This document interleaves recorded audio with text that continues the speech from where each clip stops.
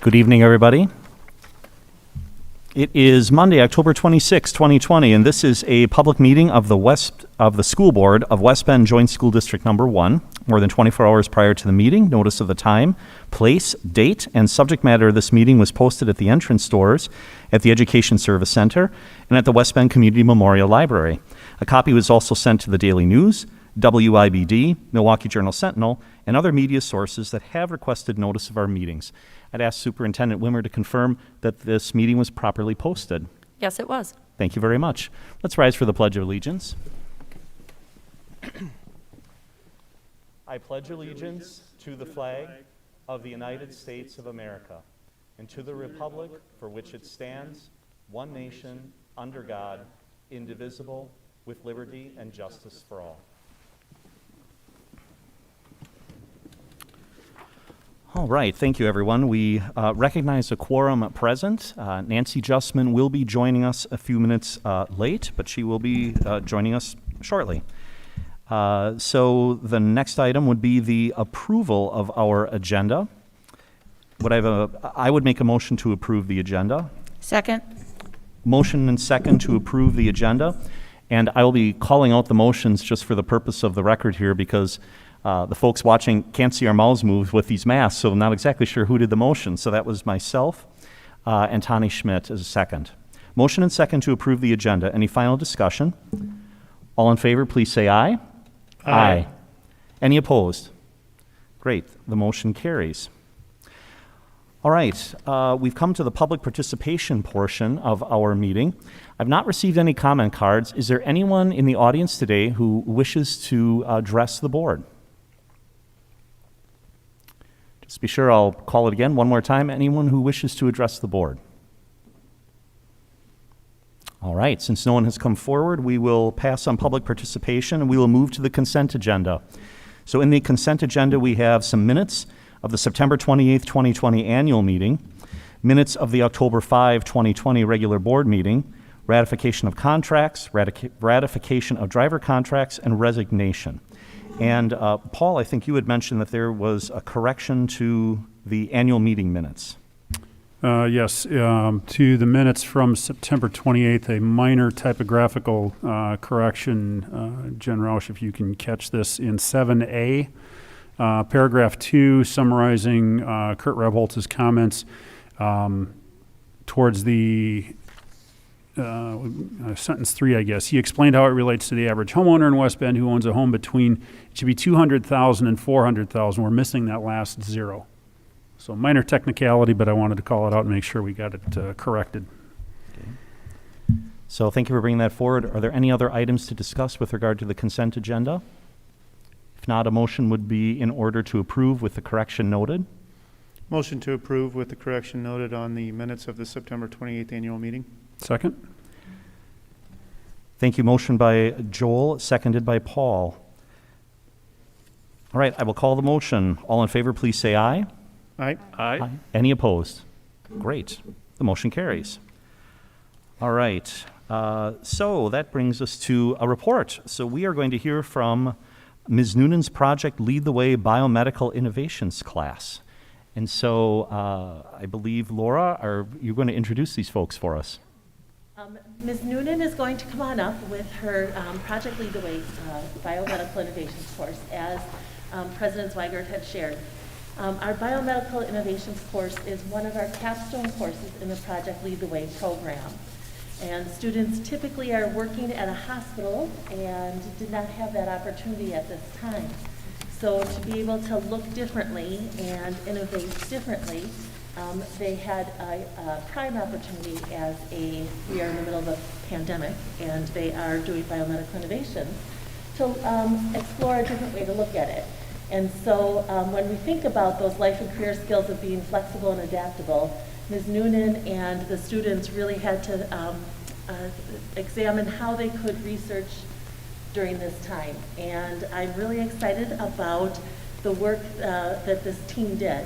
Ms. Noonan, the first presentation to the final presentation, they really took a lot of feedback and met with people. So I'm excited to hear what Ms. Noonan says as she introduces them, and then the students are going to do their presentation for you. Thank you.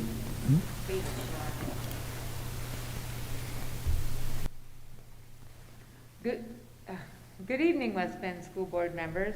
I am Patty Noonan, and I'd like to introduce you to this year's Project Lead the Way Biomedical Innovation students. This capstone class fuses previous biomedical learning and attempts to create innovations and implement them within our community. Our first mission, to renovate an emergency room, was thwarted by COVID. But COVID actually gave our public health mission a unique opportunity right in our own building. The students decided to enhance our pandemic response here at the high school. I'll let them describe their innovation process and their novel ideas. Thank you. Hi, I'm Millie Salinas, and the topic I'll be covering today is the mask protocol within our school as well as community. Ms. Jackson recommended that we should run an experiment where we count the number of students and or staff members wearing their masks incorrectly or not at all during the school day. As you can see by the data above, these are the numbers of student and staff wearing their masks incorrectly or not at all during lunch release periods as well as passing periods. These students pose a huge risk to the rest of our student population. Over time, we can hope that masks become normalized within school and society, but in the meantime, me and my team have come up with an innovation of making a student-led mask enforcement team, which will remind students, if seen wearing their masks incorrectly or not at all, to wear them correctly. One of my teammates, Adelina, has talked to Key Club as well as NHS, and they are happy to be on board with it.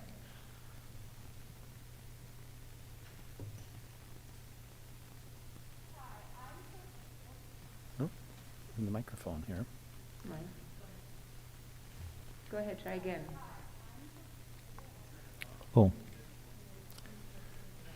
Look on the Yep. thing to see that it's we'll just on. pause to get your microphone working.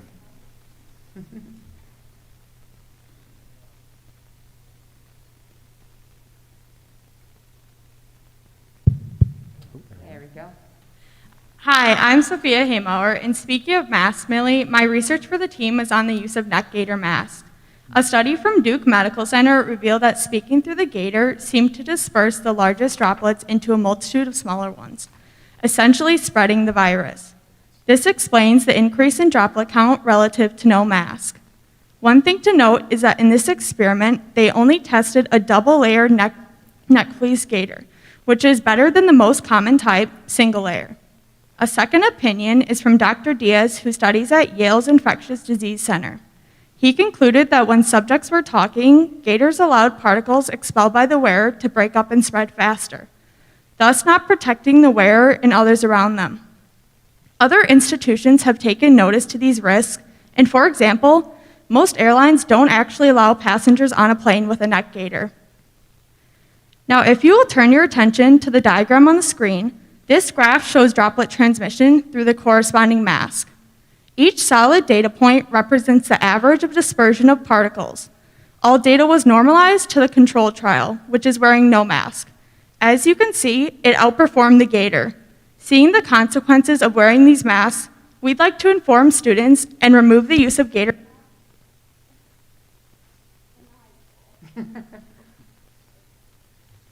Thank you, Sophia. My name is Abby Nettesheim, and I will implement the aspect of hand hygiene. As we were trying to find an incentive to make students want to use hand sanitizer, we found a quote from Colonial Commercial Cleaning stating that people of younger ages would be more likely to use hand sanitizer if it were displayed in an automatic dispenser. To test this theory, Ms. Jackson recommended that we conduct a survey to get the students' input. The survey was released on September 23rd and asked the students how often they sanitize, as well as what act of sanitation they would be most likely to use. The results concluded that most students would prefer to see and use hand sanitizer from automatic dispensers. An additional idea my team had was to post current cases as well as current students in quarantine on the front doors as we walk in. This would be used most to prevent rumors from spreading, motivate students to not take it lightly, as well as simply being transparent with the students. Our idea to keep students informed has already been done and posted on the TV screens throughout the hallways, as well as a snapshot of the number of students in quarantine on the dashboard.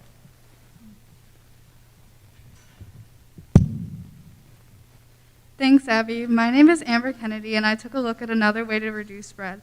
My part of the team's pandemic response focused on reducing contact. Although we acknowledge some of these were already considered, we'd still like to share them. One of the ideas we had were doing altered schedules. We know there's been work done by the school already with allowing 3 options at the beginning of the year: online, hybrid, and traditional. When school started and quarantine cases skyrocketed, they also implemented the option of weekly distance learning. Though, even with these options in consideration, we would still like to propose doing an altered schedule where half of the school body would come to school in person Monday and Tuesday, Wednesday would be all online and a cleaning day, and Thursday and Friday would switch with the other half. We learned this schedule as a suggestion from the Department of Public Instruction. Another idea we had were using door stoppers to achieve a touchless environment. Unfortunately, we were told by Mr. Ross that this idea presents a fire hazard. A final idea we had were stricter enforcement. We observed that a small portion of students still do not comply with the protocols we have in place, such as one-way staircases and social distancing in the cafeteria. We thought we could achieve higher compliance and safety with more intentional monitoring of these protocols to coerce students to follow the rules.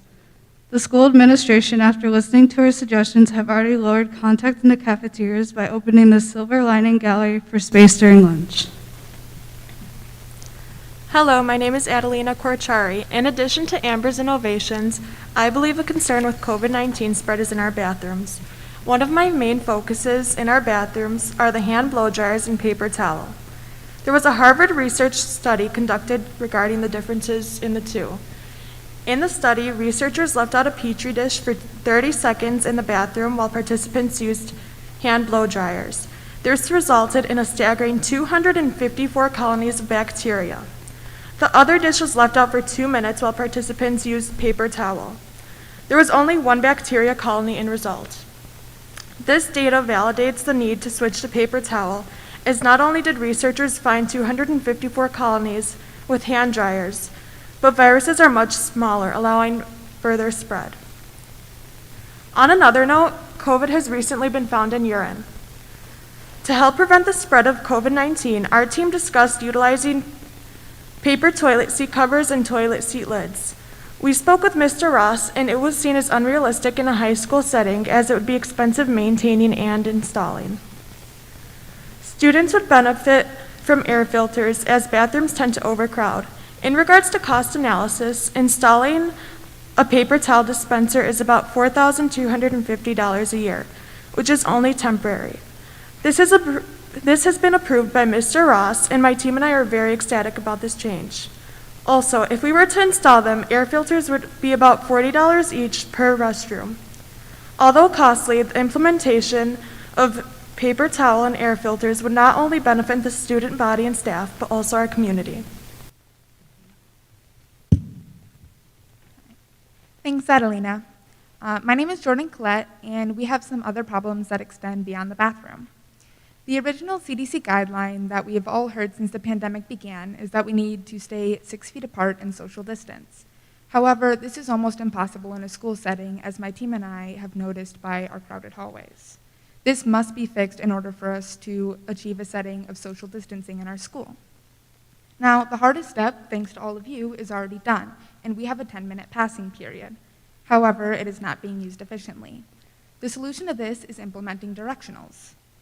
We had several ideas for directionals. Mr. Groff and Mr. Schloss advised against using one-way hallways, as they can cause buildup. However, we still have the ideas to implement divided hallways, as well as increasing the enforcement of our one-way staircases, as Amber mentioned. This would help keep students apart and split up the most crowded hallways. Hall monitors can also break up groups of students where the virus would spread most quickly. The time spent in school should also be used to update, inform, and remind the students. This would be achieved using PSAs, or public service announcements. These PSAs, which are actually in the process of being implemented at our school right now, would be played during the morning announcements. Like Abby, We want to include case numbers and COVID policy updates to just help increase transparency with the students. And we would also like to include some fun facts, all of which would be checked by Nurse Breaker, to help engage the students, as simple reminders such as wear your mask or stay distance can actually cause COVID fatigue. Thank you, Jordan, for covering the spread inside a school. I will be covering the spread before even entering the school. Hi, I'm Kate Nelson, and me and my team focused on improved screening processing inside our school. Our idea was to have every first hour teacher scan kids' foreheads as they were walking into their class. According to the counselor's office, there's around 91 first hour classes, creating the need for 91 head thermometers. The price of this would be around $1,500. Even though this idea was considered and ended up being rebuffed by the pandemic response team due to the inadequateness and HIPAA violations, we further investigated this idea. Our new idea was to have 4 parent volunteers from the community standing at the door taking kids' temperatures as they are walking into the school. This would decrease the cost of thermometers and be HIPAA friendly.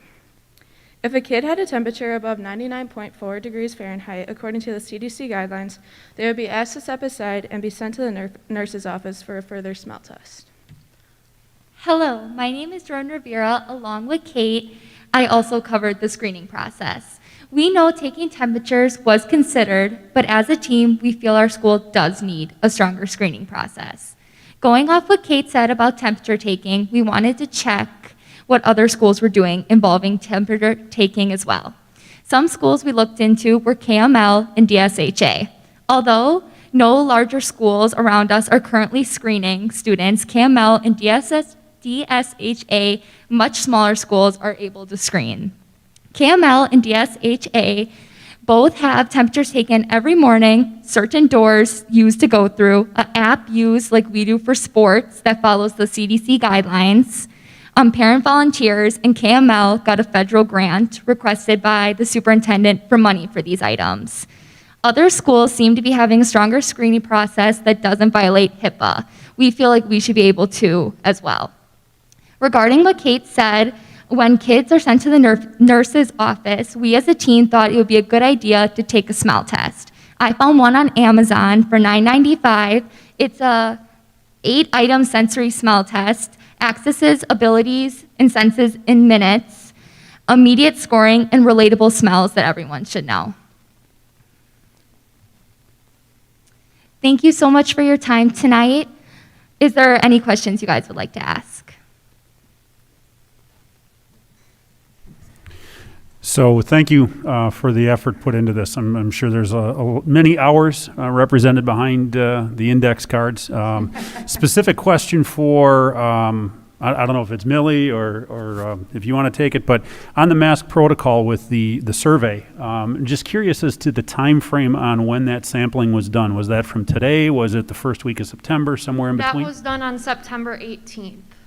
Okay. Have we done any follow-up to see over time, has adoption rate increased or decreased? We have not, but I can say for me and my fellow classmates, we haven't really seen any change. I mean, it's about the same. It hasn't increased nor decreased, but.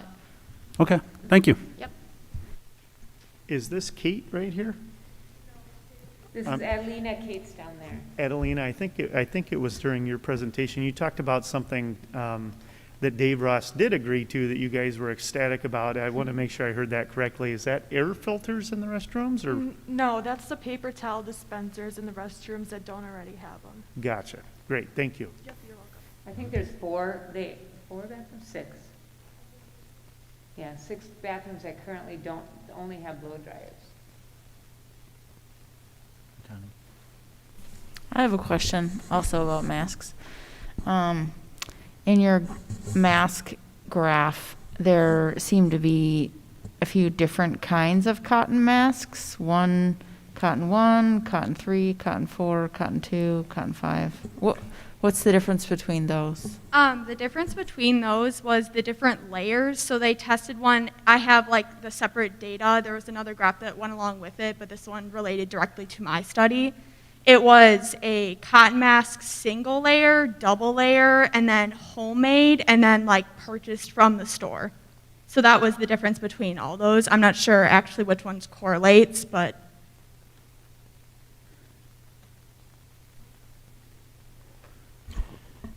When Ms. you talk about a mask enforcement group using student council or key club or whatever group of leaders in the school that you used, this was kind of an anecdotal type of question, but how do you think that's going to go over amongst your peers? When you see a kid who you don't know walking down the hallway and you say to him, look, you need to cover your nose or you need to strap it on tighter, how do you think that's going to go? Well, personally, myself, I have called out kids in the hallways for not wearing their masks properly, and usually if you call somebody out, they change it right away. So I think if there's more students doing that, I don't see an issue with it. Usually, if somebody came up to you and said, hey, put your mask on properly, would you be like, no? Or would you be like, oh, yeah, I should wear my mask properly? Yeah, power in numbers, that's Yeah. great, yeah. Yeah. I was the one who personally spoke to the Key Club and the National Honor Society, and they didn't really see a problem with the interaction between the students as these students who are in Key Club and National Honor Society, they're looking to better the community and better their fellow classmates. So I think that's just not a problem with the clubs that I talked to. That's great. Sounds like you've talked to some great leaders within the building, and if power in numbers, if people are willing to say something, you're right. Are you going to be that idiot who ignores them and says buzz off, or are you going to fix it? So that's fantastic. One other issue that we came across was how do we give Key Club members and NHS members like volunteer hours, because that was going to incentivize them. But they even came up with an idea of how to like to do it, to keep track of it. And then Mrs. Pauly in the Career Center is in charge of all that, and she was on it. We have that ready to roll too. We're actually sort of pretending that, and we are going to take data when the kids see people without a mask that they ask to put on. We're going to actually take data on how many there are. So I guess that would be a follow-up study to the other one, but we have little clickers that they're going to use to remind how many. So hopefully it'll go down as kids are out there reminding. Hi. Thanks again for your presentation. I have one follow-up question on temperature scans. I think you mentioned KML doing some temperature scans. Are they doing like handheld scans like you had shown, or do they have a thermal camera scanner at certain doorways or one or two entrances? They just have the regular like thermometer shown like up on the screen. Okay. Yeah. I have another question about the same topic. You said that it was a HIPAA violation for the students to take other students' temperature, but parent volunteers could. Are those parent volunteers members of the medical community? How is that different? Well, when we were discussing, we were worried about different HIPAA violations. We wouldn't want students to be taking temperatures, which that could violate or start like different things, because people are always wanting to talk or spread rumors. But that is something we discussed. But like Mr. Slash and Mr. Groff, when they were in there, we talked a little bit about this, and basically they were discussing that we would get parent volunteers if need be, and then basically if a parent volunteer would violate those things, then basically they would be like asked not to come back again. So it's kind of more, hopefully you'll be a good person, it's your honor, your kind of thing, to not like break those kind of things. But we did talk about possibly having different people within the medical community, because they know those kind of things already, because HIPAA is a huge thing, keeping people's medical things safe within the medical field. So that would probably be a better resource.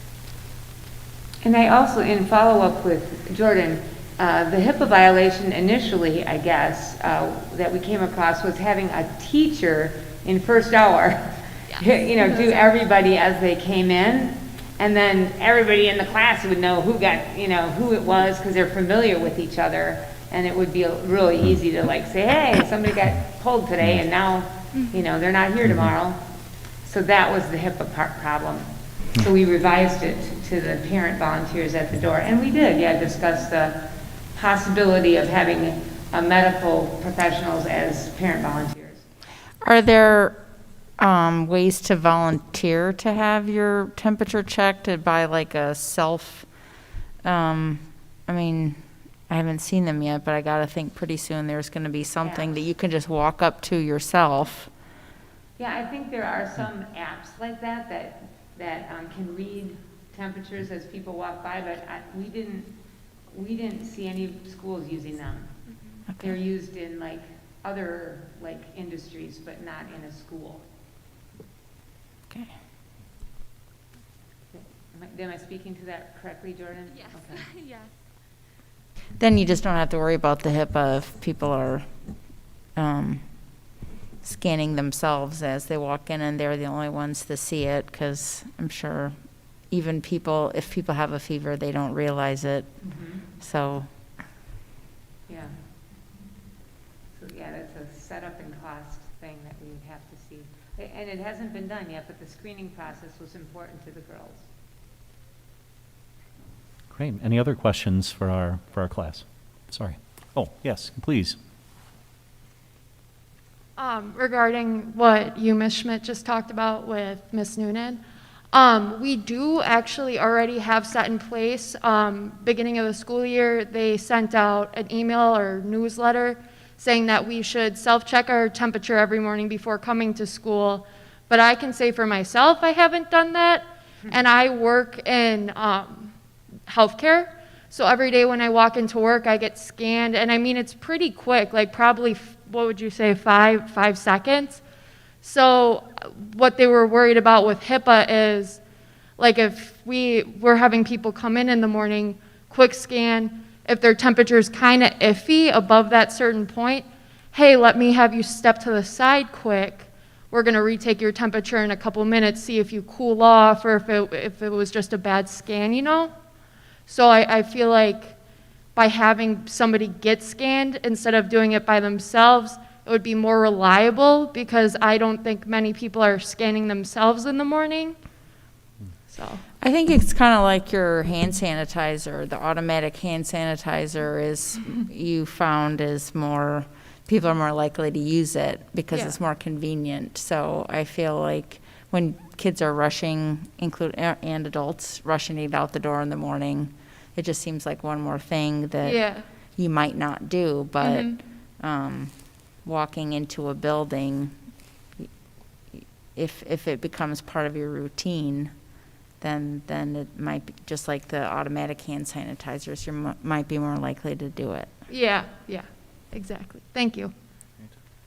I just wanted to go back to what you said about the parent volunteers and how that would affect HIPAA. Mr. Schloss and Mr. Graff actually talked to us about that, and what I brought up is that Millie and I, we both work at a healthcare facility, and there you could have parent volunteers as well, and I kind of made the comparison into the high school, that either way, if you're in the hospital volunteering as a parent or the high school, you know, you could see someone you know and just gossip or spread rumors about that. So I didn't really see a difference in that at all, because it's just the location with that.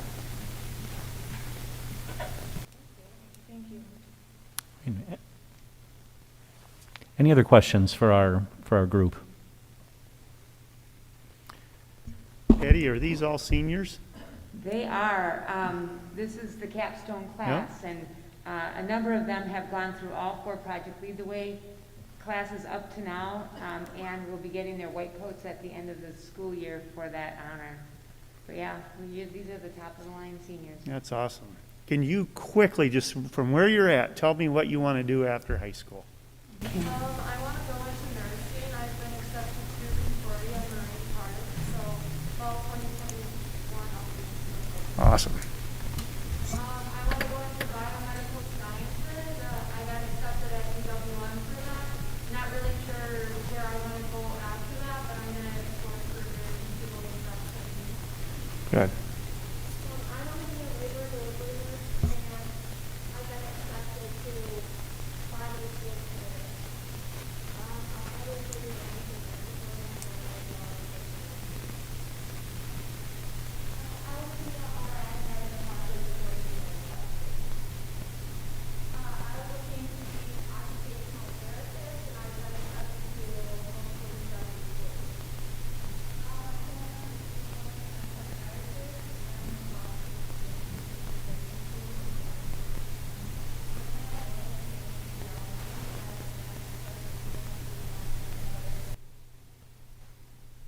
That is awesome. Congratulations to all of you, and thank you very, very much for being here tonight to present this. This is obviously important information to us, and I'm sorry you didn't get to go work inside of an ER at a hospital, but like I said, this is important information, very timely, and very well done. Thank you very, very much. Right, yes, please accept the board's thanks for all of your hard work. We are the beneficiary of that. Sometimes it's a good reminder for us that often when we're looking to learn things about something like COVID, something we don't always, we don't know a lot about, we rely on, the wisdom of adults in the working world, and it's a great reminder that we've got a lot of wisdom right here among our best and brightest students. So thank you very much for that. Very much appreciated. And it benefits us because now we get to ask tough questions like, I'm going to ask our superintendent, how does this feedback get incorporated into what our COVID response is in the school system? So the team has been working with not just their teacher, but also district nurse Amy Brager, with, as they mentioned, Dave Ross. Laura's been a part of working with the team, and then also the two principals as they work with their school response team and look at those things. When you look at a couple of the things that they talked about around what's an effective mask, following CDC guidelines, helping reshape behavior of peers, and I know we're all kind of engaged in reshaping everyone's behavior in the community because that helps us stay open. So all those efforts are appreciated. And then some of the things that they touched on were a significant amount of time around temperature taking. And sometimes, unfortunately, when they're on our doorstep, that's a little late. That means I've had a bus ride, I've had a carpool, I've maybe engaged in a before school program or activity, and I've already had an opportunity to spread. That's why we have our efforts and in the home before they leave and think about going to school. And then also, too, when we worked with our public health partners at the county level, the investment that they wanted us to make, because so many are asymptomatic, meaning I could have it and a temperature does not, notice that right away. They said our efforts in our plans should be well placed in not buying temperature equipment or that, but in our cleaning and sanitizing practices. And then things like, as Mr. Ross was working, okay, let's make sure those last of those bathrooms have paper towels. Then their work to do PSAs with their team around, hey, when you're in the bathroom, I know it's quick to use the hand dryer, but like right now in these months leading into cold flu and other germ spreading, let's think about that. So a lot of the pandemic response at that national level is around reshaping behaviors, because we're really used to our routines. So making sure we do those is really critical. Great, thank you very much. And again, your work is impactful. We appreciate it very much, and perhaps for the benefit of those who are on the recording who might not have heard, I wrote down, I heard when we talked about career aspirations, 4 with nursing, 1 biomedical sciences, radiological science, occupational therapist, anesthesiology, and psychiatry. Very impressive. Best of luck to you in your studies, and thank you very much. Thank you very much for having us today. All right. So the next item on our agenda is our superintendent's report. So I'll turn it over to Superintendent Wimmer. Sure, I would just like to echo the board's thanks for our students. We did tell them to please feel free to leave after their presentation. They don't have to stay all night with us.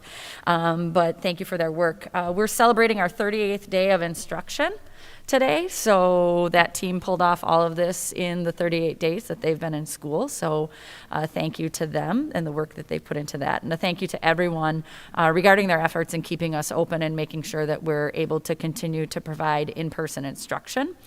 We monitor our numbers for our staff, our students daily. We've had to disrupt a couple emerging trends, whether it was at the high school where we offered some self-selected distance learning. When we noticed numbers being on the rise, that disruption worked. Families stepped out, we created the space, and caused a real nice stop to that trajectory that we were on.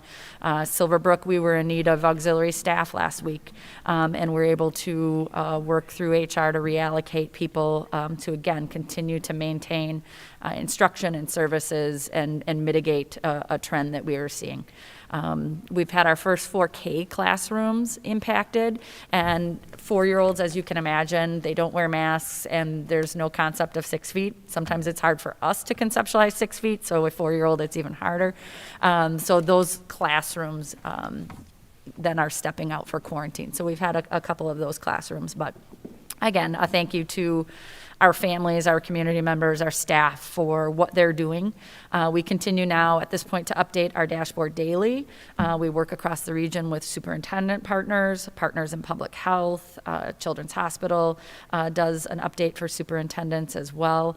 So again, when we look at numbers and think about what's occurring in schools, that's at a 1% to 2% rate for transmission, which again, in everything that's going on, our public health has been applauding the efforts that school districts have made, not just ours, but all, in how we're doing our part to keep that from spreading through our schools.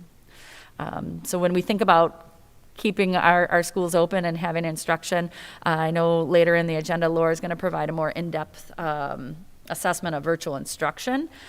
We know and recognize the road over the last 38 days has been rough. She's going to speak more to the efforts to correct that experience for our students and families and dig into that a little bit more. I know we continue to update our board every week regarding those efforts and work with our parent and family teams, but she'll get into that. In addition to our virtual academy, our schools have been continuing to engage in planning and instruction time for both in-person and distance learning. So as kids step out for quarantine, our teachers are doing simultaneous instruction, meaning they have a group of students in front of them and they might have a group at home.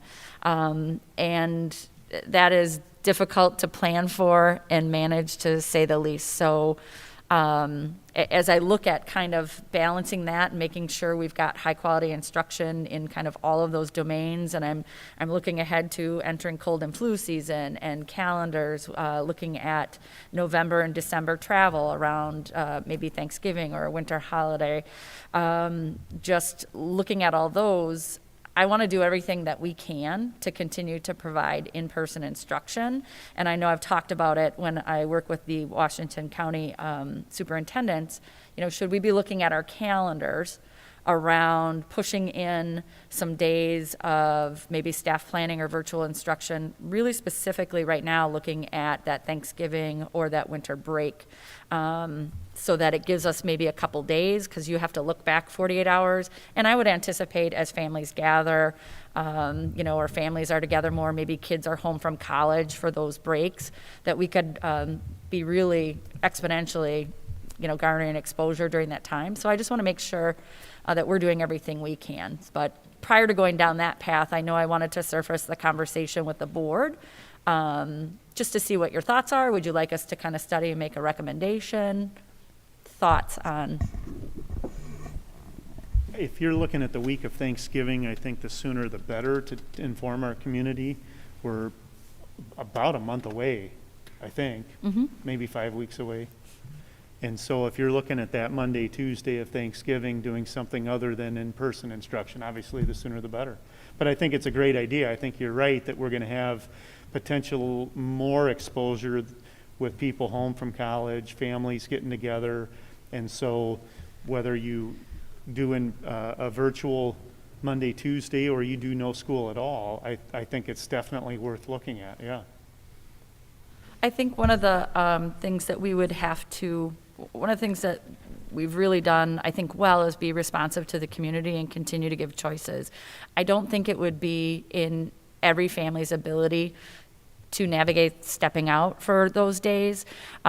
So I know Andy Sarno has been working with our area daycare providers, and we'll be looking at surveying our families. If we were to do something of that nature, do they need childcare, and how could we accommodate that? So maybe it's not school, but maybe we're providing some childcare opportunities. And potentially breakfast and lunch as well. You knew that, but I mean, that's a big deal. And when we're looking at around holidays, it would make the most sense to do after the holiday. Correct. Okay. I think being proactive in this case is a wise investment. And as it relates to doing research and coming back, I mean, I think, in my opinion, I think we've heard enough, and I think this is within administration's jurisdiction. We'll proceed with planning then. Any other? Well, I guess just a quick question, just to go off of what Aaron was saying. I mean, if you're looking at, I'm confused why we would do the week of Thanksgiving. Wouldn't we want to do the week after Thanksgiving? Because assuming that you've been around 15 or 25 extra people. So when Joel was saying Monday and Tuesday, were you talking about the week of Thanksgiving or the week following? I was talking the week of, but I guess I don't, it doesn't matter what you're talking about. It's coming up soon, and I want to make sure that kids who are planning on getting a meal that day, if they were in school, still get fed. And No, for sure on that. I just want to make sure we're all on the same page as far as the timing. Dates don't matter to me. Yeah, it would be well placed after. So saying they increase exposure when they're home for the holiday, et cetera, maybe they're going to their own daycare, spending time with other family, et cetera, you would look at probably the 24 to 48 hours following that exposure. So we can quickly put together some recommendations, update the board regarding our progress, and make sure to have that on an agenda for any kind of action that we need to take on our calendar. In addition to that, we've been working on our Third Friday counts. We've gave you a preliminary update. The count is something that we share with the Department of Public Instruction, and we work to identify students who are enrolled. And then that information is translated from actual students that you're serving instructionally. And then it's calculated to, are they 4K? Are they here part-time? How many summer school enrollments did you have? And all of that is calculated to determine an FTE, or full-time equivalent. So when Mr. Sarno speaks around the budget and the implications of enrollment, that would be kind of taking that head count, if you will, and calculating it to an FTE. So it's just another way of talking about enrollment. And I wanted to put that out there because sometimes when the community sees like, oh, this is what the district reported, well, what does that mean? Does that mean how many students you have? It could be an FTE count. But we are looking at, when you talk about the number of students that we're serving, just a little over 5,900 students coming into this year. When you look at the different grade levels, our early learning, 312 students. That 5K through 4th is 1,760 students. Our 5-6 grades are 835. Grades 7 and 8, 899, and in our high school, a little over 2,000. So again, when Mr. Sarno or the community hears or sees different enrollment numbers, sometimes they're talking about just residents, or sometimes they talk about all programs. So this is the number of students we're serving instructionally. So I thought it would be important for the community to understand, because they might hear or see different numbers and what they mean. Then also, when you talk about reporting, the other major undertaking we've had is to report for Act 185, which is the state's response to COVID-19. And they have asked all school districts to report to DPI, who will in turn report to the state legislature the impact of COVID-19 on schools for last year. So we're having to report the instructional content that we covered. For us, it was about 85 to 90% of anticipated curriculum. Information around what were the challenges, what were the opportunities, what were some of the expense increases or decreases. So as soon as we have those numbers formalized, we will share those with the board and our community. Of note, as Mr. Ongert was saying, during the time of closure, taking you all the way through summer, we did serve over 117,000 meals to students, and that was a mix of breakfast and lunch. So, any questions around any of that information? Anything else that you'd want us to incorporate in an update? Any other questions? All right. Thank you very much for the update. All right, which takes us to the action items section of our agenda, and we have 7 action items to take care of. So we will proceed with the first, which is the approval of substitute teacher compensation increase. Lenny Hansen is going to be presenting that. Mr. Hansen. Thank you for welcoming me, members of the board. I'm here to talk about substitute teacher compensation. To give some background, the West Bend School District has held flat on substitute teacher compensation for 4 years now. Our substitutes are not our employees. They're actually employed by a contractor called Teachers on Call, which is a staffing service that's under the umbrella of Kelly Services, which is a worldwide staffing service. Our substitute teachers are employed in a number of different ways, and I should say, in addition to teachers that are employed through Teachers on Call, is our substitute aides also are supplied through that vendor. We use substitute teachers in a few different ways. We have what we call daily subs, which is your typical teacher calls in sick, we put it in the system, and a sub at home can look in the system and say, oh, I'll take that job today. And then we have what we call our building subs, which are our substitutes who work every day throughout the entire year.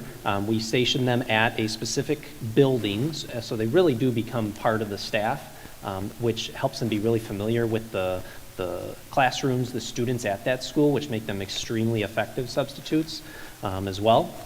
What we have looked at in terms of compensation is going back to last year, my first year in this role, I did look at substitute teacher compensation, saw that we were below average, but not at the bottom in terms of how we were paying our substitutes. Yet, when you looked at the data in terms of a problem, the percentage of positions that were being filled and taken by a substitute was pretty high. We watch what's called our fill rate, which is the percentage of open positions that are filled by a substitute each day. And over the course of the year, our fill rate was right around 91%. The remaining 9% would end up being filled by either a teacher who's subbing during their prep period, or we would pull someone from another service, such as intervention or something like that, to cover those classes. 91% fill rate last year is actually very good compared to our neighbors. Obviously, you'd always want to have 100% so that you're never pulling someone off of their normally assigned work, but 91% was pretty good. So knowing that, I had only been watching this for a couple of months at that point, and knowing that the fill rate was good, we decided to not touch sub pay, even though we knew it hadn't been increased in a while. So this year, in every September, the region shares its data between districts of its substitute teacher pay. That survey came out in late September and showed that a number of districts did increase their pay, undoubtedly due to their fear over filling positions during the pandemic. This brought us further down the rankings in terms of substitute pay, where we are, tied with another district pretty much near the bottom of that comparison. On top of that, our fill rate has dropped dramatically amidst the pandemic. It's dropped from that 91% that I told you about to around 74% thus far this year. It means 1 out of every 4 jobs is not being picked up, which then passes that onus on to other employees in the building, which means either employees are working during a prep period as an involuntary sub, or we're pulling people off of other services that are then paused for that day to cover for that. Knowing that that is what we are experiencing right now, I do believe it's time that we really do take a look at our substitute teacher pay. And on top of that, in addition to the proposal that I have before you today of increasing those amounts, on top of that, what we really plan to do is I talked with Mr. Sarno and my team in Human Resources. I think annually we need to look at small incremental increases to avoid large increases like we're experiencing this year. That being said, we are not alone in the boat in terms of struggles with substitutes this year. It is a problem throughout the state, the country, the entire region. And unfortunately, you end up in a polite competition with your neighbors for substitutes. Teachers on Call, the staffing services, told us that roughly 1 out of 5 substitutes from last year will not sub this year because of their fear over getting sick and those sorts of things. So it was already a pretty thin pool for substitutes, and now you've taken out 20% of that pool. It's certainly impacting everybody. Ms. Schmidt? Do the surrounding districts use this same sub-finding service that we do? Most do. There are a few districts who do not use the sub-finding service, and the other thing that dug into our supply is some of the districts who weren't using them, including some directly to our south, this year out of fear of not being able to find subs, jumped in and started using that service. So now you have more employers pulling from the same pool. So for example, if I'm a sub and I have a day where I can work, I go to whatever platform that service uses and I can choose basically which district, and because I know which ones pay what, I'm literally going to be choosing probably maybe based on location, previous work experience with that building or district, but also pay. I mean, it's not just pay, but it's there in black and white as they're making their selection. I couldn't have explained that any better myself. That is Okay. exactly right. That's We are accurate? competing with our Okay. direct neighbors. They're all in the same pool. They look up the jobs every day. They see the school. They see the pay. You are correct that pay is a large component of that. Also, a large component is their prior experience at that school, and we've been looking at other ways that we can amplify the experience that our substitutes have in our district. We will be sending out information to all of our substitutes about some professional development opportunities that we're going to provide for them in terms, some basic level things so that they feel comfortable, using our technology and things like that in the district. I've had conversations with all of the principals about the importance of making those substitutes feel welcome, and they totally understand that. When I was the principal at Jackson, we made sure that every substitute had kind of a buddy for that day from another teacher, so they had someone they could go to, that they were personally escorted to their classrooms, that an administrator checked in with the substitute at some point during the day. When you make people feel supported, it makes a big difference if you're saying, it's a $5 difference. Well, if they know they're going to be supported, $5 doesn't matter to them.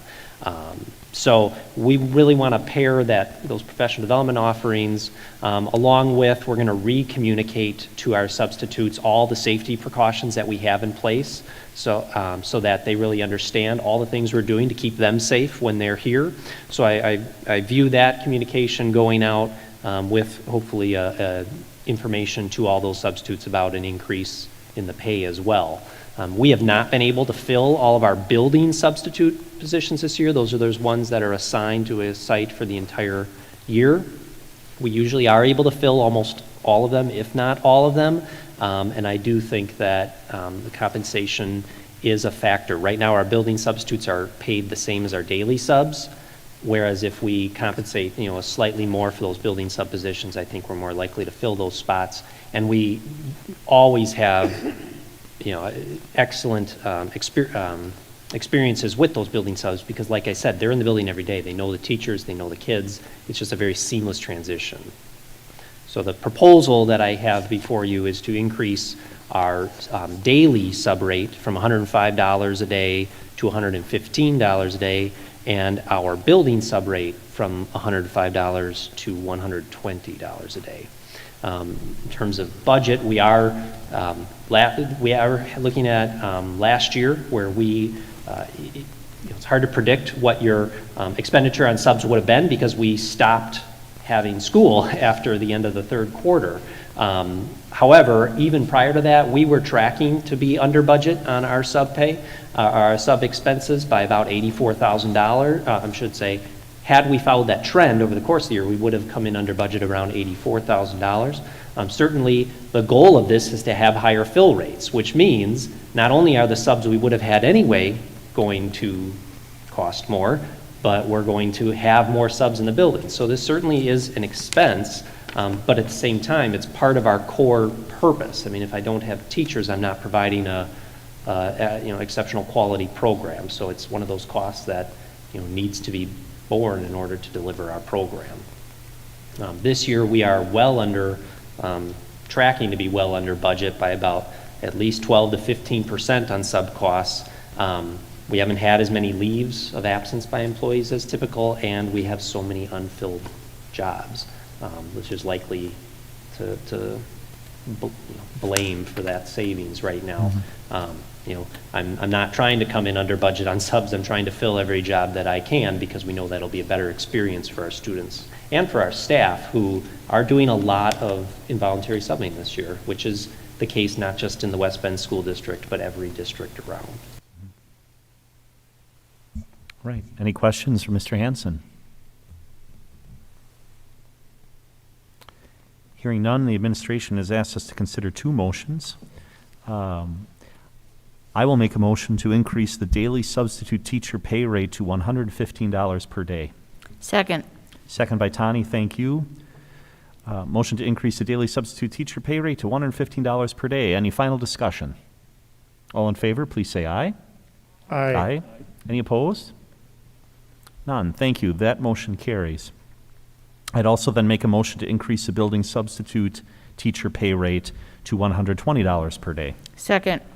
Thank you, Tani. Motion and second to increase the building substitute teacher pay rate to $120 per day. Any final discussion? All in favor, please say aye. Aye. Are there any opposed? That motion carries as well. Thank you, Mr. Hanson. Appreciate that. Thank you very much. All right. The next item on our agenda is the approval of the final budget recommendation and certification of tax levy. Andy Sarno will be leading us through that. Mr. Sarno, welcome.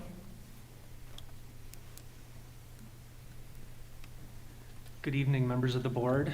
Superintendent Wimmer, I appreciate the opportunity to share just a little bit of additional information. By the way, thank you for that support with substitute teacher. I spent one year in the classroom, and it was as a substitute teacher.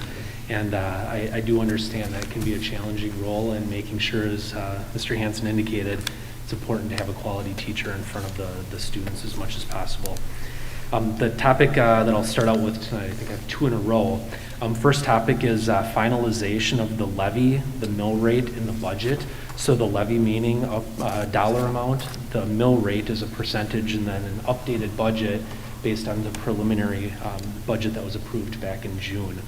I often feel that this meeting is a financial commencement of the fiscal year and starting that out, but coincidentally, we're already almost a third of the way into the fiscal year, and that's the way that school finance works in Wisconsin. There are the assumptions that we developed, we started addressing back in November of last year. We continue to work through those. I saw a lot of collaboration in the district leadership, working with the building leaders, bringing budget drivers and whatnot. So where this is a final step, and a lot of the work, the overwhelming majority of the work has been completed, this last final motion that you are going to be making this evening, because we do need to set this information, the importance of it is not to be taken lightly, because it is working with the property owners, setting their tax rates, and determining that amount. So I have just a little bit of information, a quick 6 slides. The 6th slide is the motion, and I believe it was in the executive summary, but I will just really quickly, because again, I've shared a revenue limit worksheet with you, I've shared budget documents. My second topic next on the agenda is Q1 revenues and expenditures, and I'll be going into that, so we have some similar documents. So just a little bit of background information to begin with. What we'd like to be doing tonight is comparing what's happened since September when we brought forward the budget hearing, in just a comparison and understanding of what variances happened since then. Talking then quite literally about the motion and determining that levy or the dollar amount, the mill rate, the percentage, and a final budget. I do have that broken or included all as one motion with some wording, and as long as you're comfortable with that, I hope so. So I'm just going to be going into here. Let's take a look at. There we go. September to October, some relevant information, some of those key pieces that are now between the Department of Public Instruction and the Department of Revenue, what all is finalized, and even some work. So originally back in September, our membership, and this is where Superintendent Wimmer indicated, these are all the students that we're able to count who live within our boundaries, don't necessarily attend because we do have some open enrollment out and whatnot, but this is who we're able to count. Originally, we thought there was going to be about a 284 decrease in our FTE, full-time equivalency. The actual at this point in time that was submitted to the Department of Public Instruction was 356. The net impact of that for the current year that we're in right now is neutral. There's 2 exemptions, and I'll go into just a little bit of detail when I pull up the revenue limit worksheet, but the net impact for this year, it allows us to maintain, almost regardless of where our membership count is, it holds us harmless, and that's exactly how it's described in the revenue limit worksheet. The implication is actually for next year, though. So as we start that budget process on about November 1st, call it November 2nd, which is next Monday, we will start working through that process and understanding the variances both in revenues and expenditures and where we're going to see increases and decreases. It's a new biennial budget that will probably be finalized, hopefully fingers crossed in June, more realistically in July, sometimes later than that. So the assumptions that we're going to be making will have to carry forward, but we'll be working on that here very soon. Our property value growth, again, the original estimate that I used of a 6.12% increase ended up being a 6.22% increase, not to make light of $5.2 million of property growth, but on several billion dollars, it's fairly minimal. In fact, not even enough to sway the mill rate by a penny or so. So no minimal impact with the property value growth. The revenue limit increase, I always like to point out as a part of this biennial budget from the state, last year as well as this year, a $300 revenue limit increase. That's same and unchanged. We were able to bring that forward. At one point, it was questionable if that would stay or if there would have been action to amend that. Private school vouchers, they did increase. We originally estimated, I had a 20% increase built into the September budget. It was slightly more than that. It was about $48,500 more here now, the actual that we received from the state on October 15th. Again, it's net neutral because we're able to levy that money. It does come from the property tax base, but then we're really a flow through that it's money in and it's money out. In fact, it doesn't even hit our bank account or anything like that. It's just credited straight from the state to, straight from the state to those private schools that participate in the two voucher programs. So again, net neutral on that. Defeased debt, as we look at all of the adjustments that I've spoken about so far, in the property value growth, there's going to be a change in the state aid and whatnot. This is the one area, again, because the taxation rate, or that $7.97 of taxation per $1,000 of assessed value, and knowing that that's a priority for the board to maintain a flat dollar amount or a flat taxation rate, I did adjust that because if we would have kept it at the original 2.25, bless you, sir. If I would have kept it at the original 2.25 million, I dropped it now down to 2,080,000. It would have been another couple of pennies on the mill rate. We would have crested $8 for a mill rate. So I did adjust that with all of the other contributing variables to maintain that flat mill rate.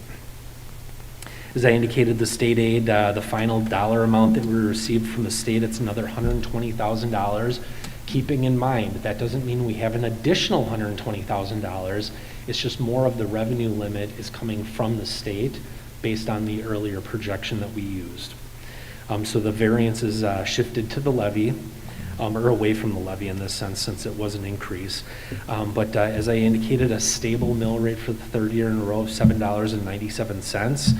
And then a balanced budget is what's being presented tonight within the general fund and some of the other corresponding funds that are related to that. Okay. I went over that information fairly quick, and really this is no different. And I'm going to say this several times tonight. Very minimal variances compared to where we've spoken since the spring into the summer at the annual budget hearing until now. There's very minimal changes. We've collected all the expenditures that we would anticipate. All the revenues have been properly determined. The activity is yet to take place. But I just wanted to make sure that as we're looking at this, it's everything that we could currently anticipate. Any questions, please?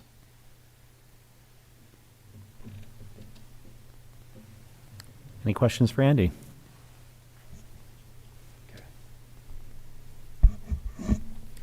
I'll move to approve the proposed final budget as presented, levying property taxes in the amount of $44,583,969, which results in a flat mill rate of $7.97 per 1,000 of assessed value on average. A second. All right. That's a motion by Joel, second by Aaron. Motion and second to approve this budget as presented. Any final discussion or additional questions? I have one comment. Please, President. go ahead. Andy Sarno, you made an excellent presentation at the annual meeting along with handouts. So this is just a comment to the listening taxpayer, homeowner out there. Our mill rate that we're seeing on the screen, we're talking about is $7.97. Just to reiterate again, the state average is $9.57. There are 330 school districts with a higher mill rate in Wisconsin than ours. So we are very on the low end of mill rate. We treat every tax dollar that we receive from the West Bend community preciously, and we're able to offer such fine programming and have such fine staff. Just if I compare two districts, and then I'll be quick here. Germantown's mill rate is $9.61. They're a comparable district in size and offerings just to our south. If you were a homeowner owning a $200,000 to $400,000 house, checking my math here, their mill rate's $1.64 higher. That means to the homeowner, you're paying on a $200,000 house, you're paying $324 roughly more in taxes a year. On a $400,000 house, you're paying $640 more dollars in tax a year if you're a homeowner in Germantown. Sun Prairie's mill rate is $12.07, a similar sized district to ours. That's a full $3 higher. So on that same $200,000 house, you're paying $600 more in Sun Prairie. On a $400,000 house, you're paying $1,200 more dollars. So I just want to commend the finance staff and the administration and all the teachers on just spending our tax dollars wisely and offering the programs and services we do. Kurt, thank you for those comments. Any other discussion or comments before I call this motion? All in favor, please say aye. Aye. Aye. Are any opposed? Great, the motion carries. All right. And Mr. Sarno, I think you have the next item, which is approval of the 2020-2021 Quarter 1 revenues and expenditures in the aggregate.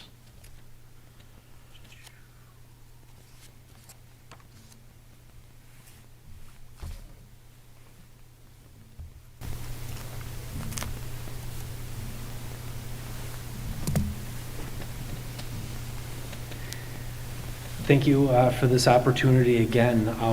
It's an interesting time where we are a third of the way through the fiscal year. We've spent July, August, September, and when September the school year commences and compensation for those school year employees begins. So we have captured a month because again, this is the first 3 months of the year. And really what this does, and I've been presenting this now for about a year and a half, and again, familiar document with the budget document and amendments and whatnot. What this does is it captures expenditures based on the budget actual for the current year that we're in right now, which is the information, and it gives a percentage of that activity. This is by fund, and where appropriate, it breaks it down by object, which is what I call the what. It's a salary, it's a benefit, it's a purchase service, it's a consumable equipment insurance, those different groupings that we're required to use through the state, it's the organization of all the budgets. And then as well, what it does is it then compares last year's amended budget, so this would have been the budget that was brought forward in June, but the amended budget to the quarter one activity for that period of time, again, July, August, September of last year. Same percentage for that period of time, budget to actual, and then that actual to actual percentage. And so again, I don't want to just read to you. I hope you had a chance to go through this document. It does have, because we find some variances in some areas, that there's some outliers, so there is value in this and making sure that we look at this. I look at this in a detailed manner, just about monthly, if not even weekly, and going through these and making sure, because I've got reports set up that pulls information out of our financial software. But just a few of the key highlights. So we have the financial information grouped in for the general fund, which is our main fund, Fund 10. Large majority of expenses here. I have the notes down in the bottom section of every area where there's something notable. What I'd like to point out, and I think I included this in my executive summary, There was nothing that I had concern about. There was no large outliers, no variances this year where we saw much more activity that we didn't anticipate.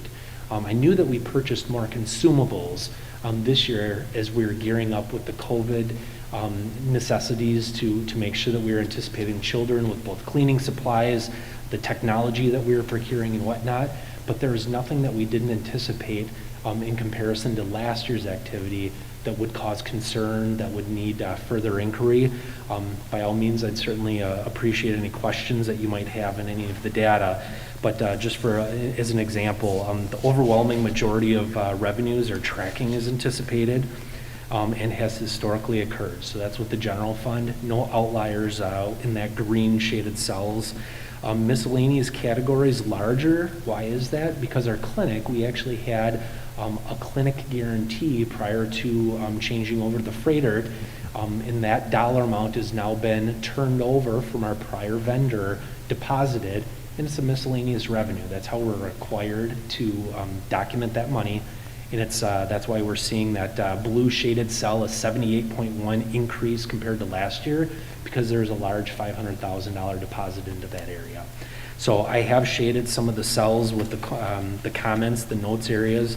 Our interfund activity, or excuse me, our equipment is down a little bit because we've been coding some of those expenditures that Tim Harder and his team in technology have been making under consumables this year instead of equipment, based on new standards that we have with our auditors. Our insurance and our debt is down by 10% because we haven't received an invoice for the first period, the second period, which is why we're not showing the same expenditure to date as we did last year. So going down by fund, and again, I know time is precious. Our gift fund, which is our Fund 21, this is really student money, not just bake sales, but donations and other large pieces. But there's a new GASB, Governmental Accounting Standards Board 85 standard that we implemented last year with fidelity. In fact, we get calls from other districts because we talk about it. And we, this year, made the transition of all the high school accounts, which they were in their own bank account. We're now acknowledging them, which is why we see a revenue of $753,000 or an 1,100% increase. But I did not capture that as a part of the original budget. It will be a part of the amended budget. But really what that is all of their equity that they've previously had is now recorded in our books, which it previously was not. Which is why the GASB, the Accounting Standards Board, asked to have this, is to make sure that everybody was apples to apples. Fund 27, which is our special ed services and programs that we offer to that demographic of students. This fund has to balance out to zero, not just the budget, but the actual activity.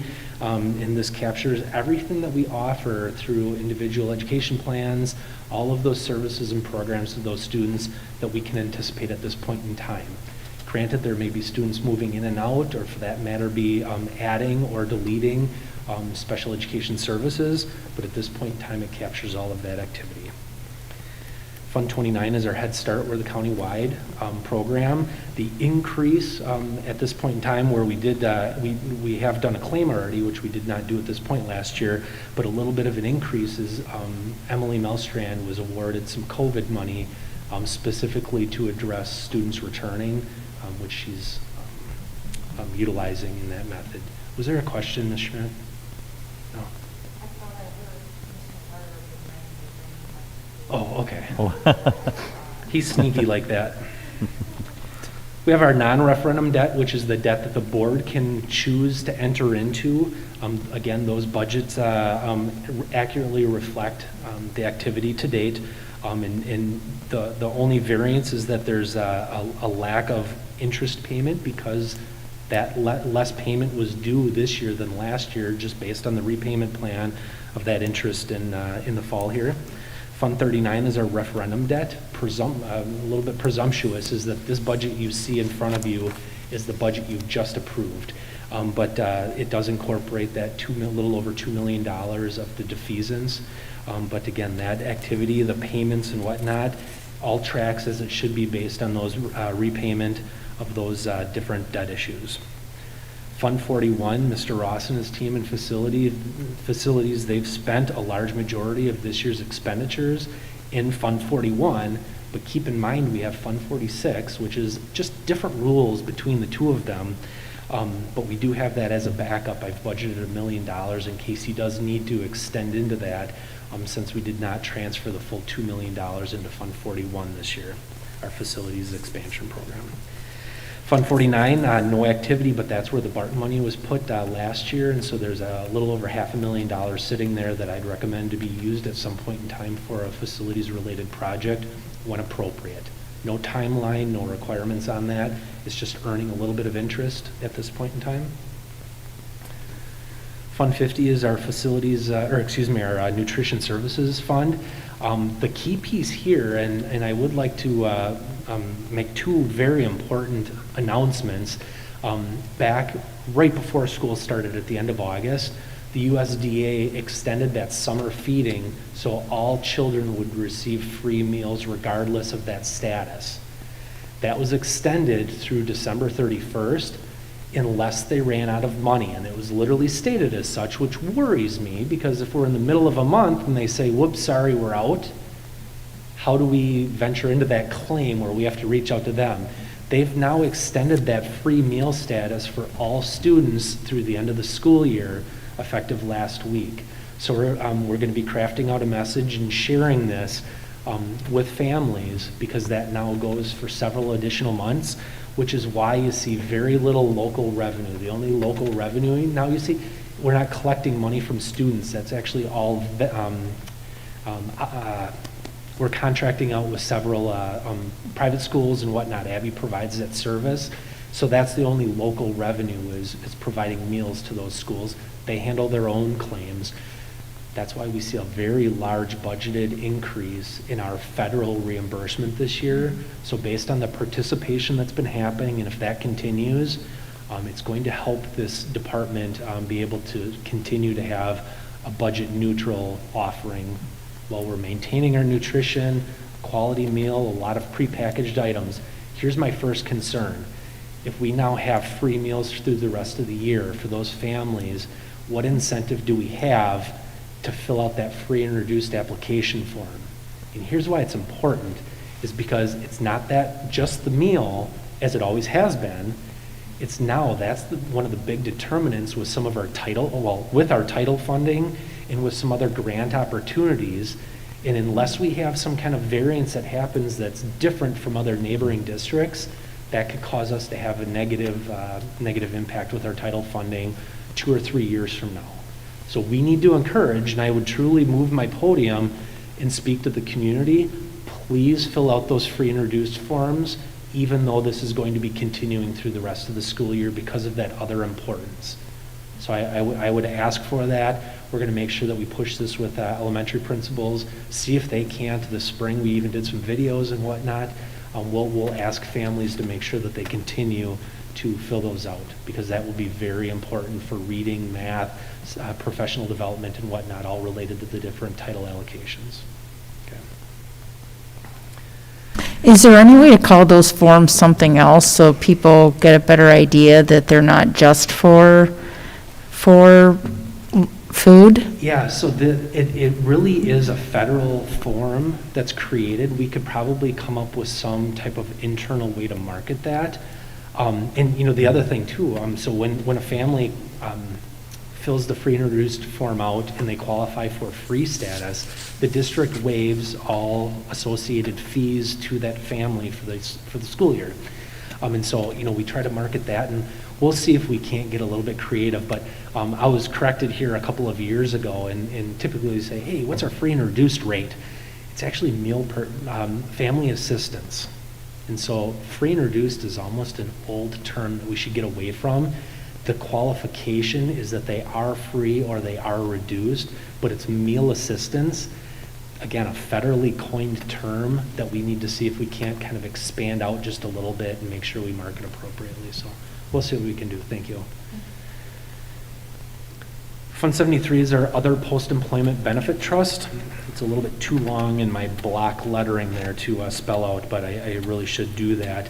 Again, we've captured what we believe are the activity, both the revenue that we'll be transferring in from the general fund and other areas for those employees who qualify.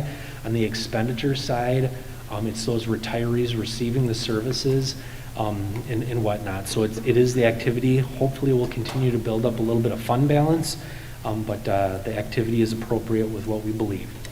Fund 80 is our community services. We are seeing a little bit of a variance. This is anything outside of what I call the typical school day.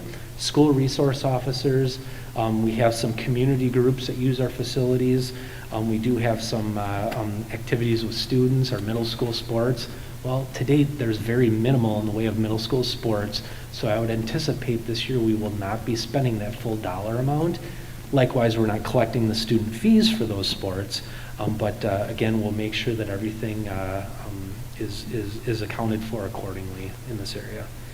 And then just a quick little last area, Fund 99, cooperative sports. This is our boys hockey co-op. We're the fiscal agent. Expenditures are anticipated to be down. That $104,000 last year ended up being about $78,000. It was divided out among all the athletes, billed to the home district accordingly.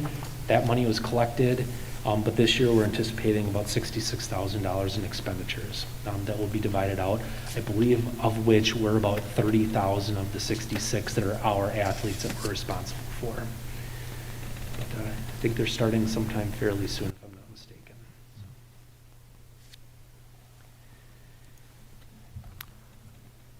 Any questions at all that I can answer? I hope I didn't go over that too quickly, but. Any questions for Andy?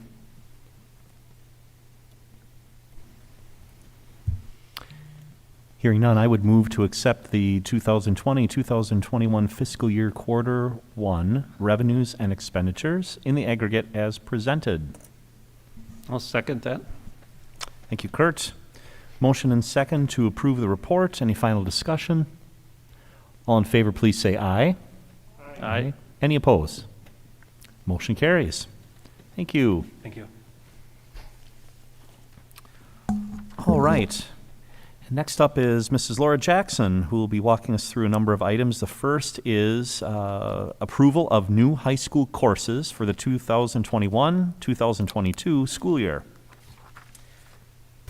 Good evening, members of the board. Mr. Slash and Mr. Graff, if you want to come on up, you may join me on up here. There are a number of high school courses that are on the list with request for board approval. Should the board approve these courses tonight or the course changes in some cases, they will be added to the course planning guide and students will be able to select those courses for the next school year. On your list tonight are world language courses or course revisions. And the world language department, as it started, had a slow, long sequence was the goal. So we start with our 5th and 6th grade students at Silverbrook taking the first semester of a world language course. And then in 7th grade, they take the 2nd semester of the first year of world language. These are high school equivalencies. At Badger then, 8th grade going forward is the year 2, and that was a shift that you approved last year. What we need to have in place are for our students that are at the upper levels to have in place for them an opportunity to take a 6th year of world language. We talked about it in updates last year as we were exploring some partnerships potentially with UW Milwaukee and UW Oshkosh, and those partnerships did not work out as planned or as investigated, as should say. So our teachers have taken quite a look and spent some time talking with their principals about the order as well. And the proposal is to shift our AP class to be the 6th class in sequence in the world language program, and then to have a new class which would be the world language 5 class.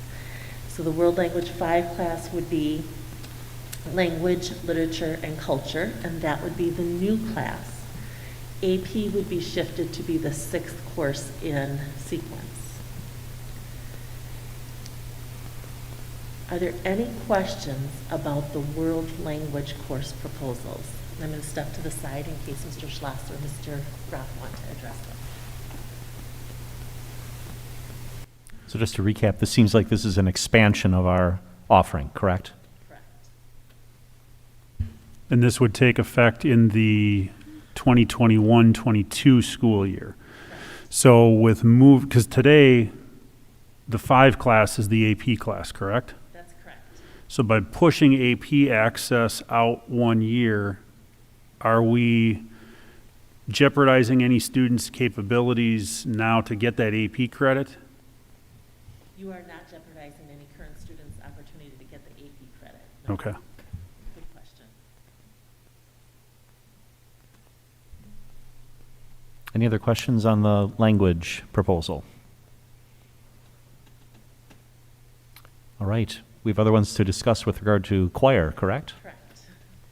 I think it was about a year or two ago, you heard, and we expanded the band program to include an honors band. And at that time, you said you'd love to see some other offerings and have other music programs looked at a little more in-depthly.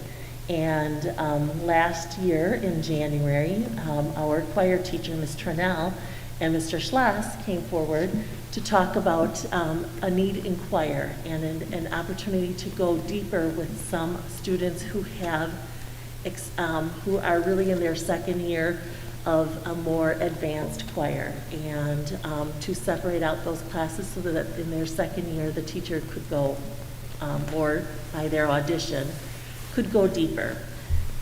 It would not require any additional FTE. The teacher would have a less individual lesson time, but the additional class would have opportunities for those students to excel in a group format, in a choir format. Great.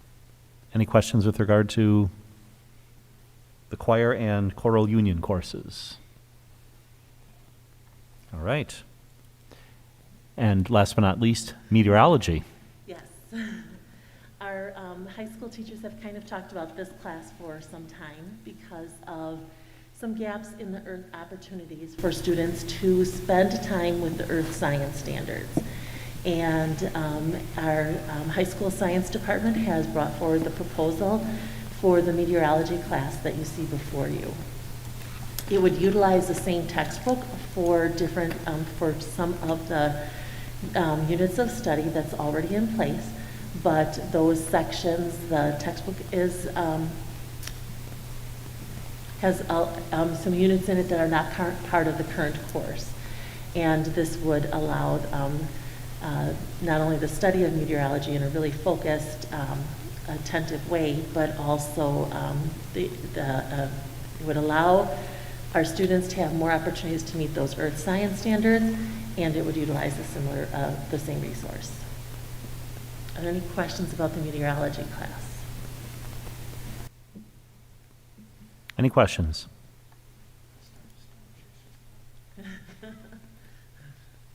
So the meteorology would be a year-long course or a semester? Meteorology would be a semester course. Okay, thank you.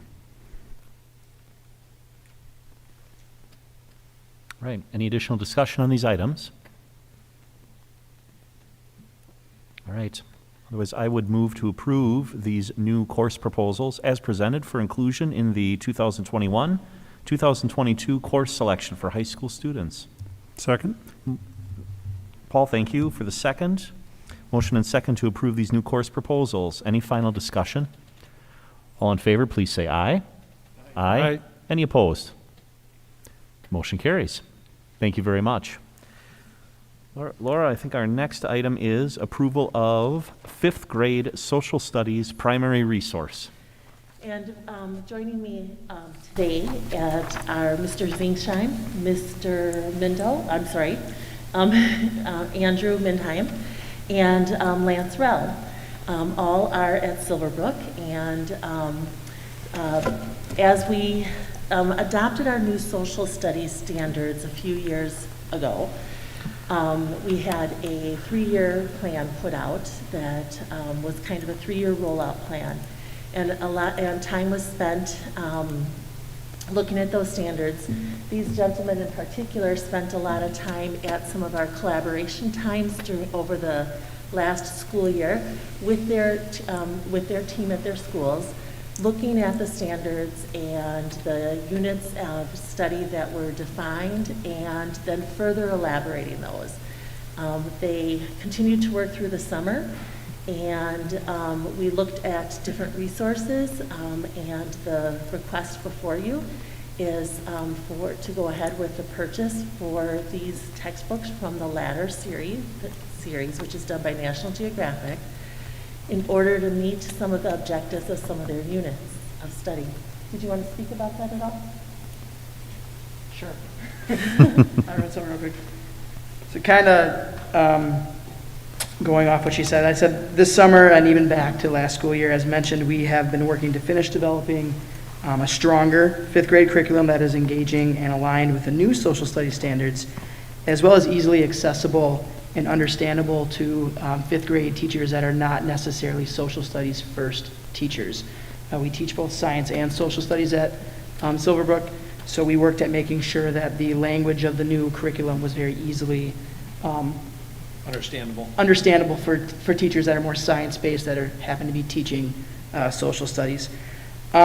Without having purchased a social studies curriculum for the 5th grade, one of the challenges has been getting grade level reading materials in the classroom for our students, which is what we believe these Ladders National Geographic books do for us. We've been working with Kevin Hyde as well over the last year to find something that would support the units that we're doing and bring those reading materials in the classroom. A couple components of the Ladders books that we are fond of is that it brings leveled readings into the classroom to challenge our higher level readers, as well as make content accessible to our students who are struggling reading as well.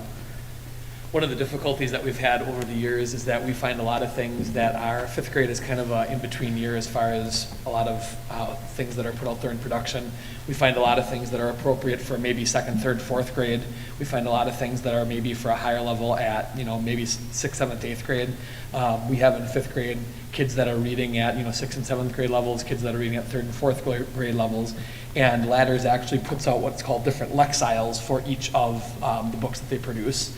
So each book will have 3 different lexiles that the students can be reading at. Is it 3 or 4 different lexile levels that students can be reading at, so they can be getting the same information on different topics, regardless of what their reading level or their lexile level is at.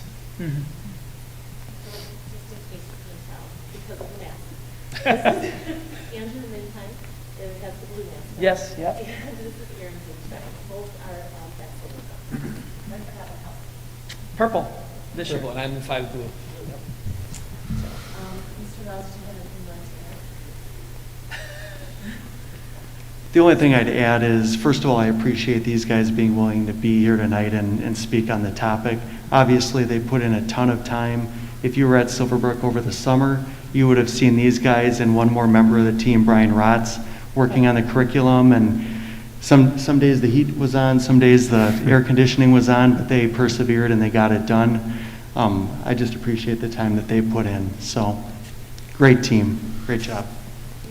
Any questions about the 5th grade social studies on your class?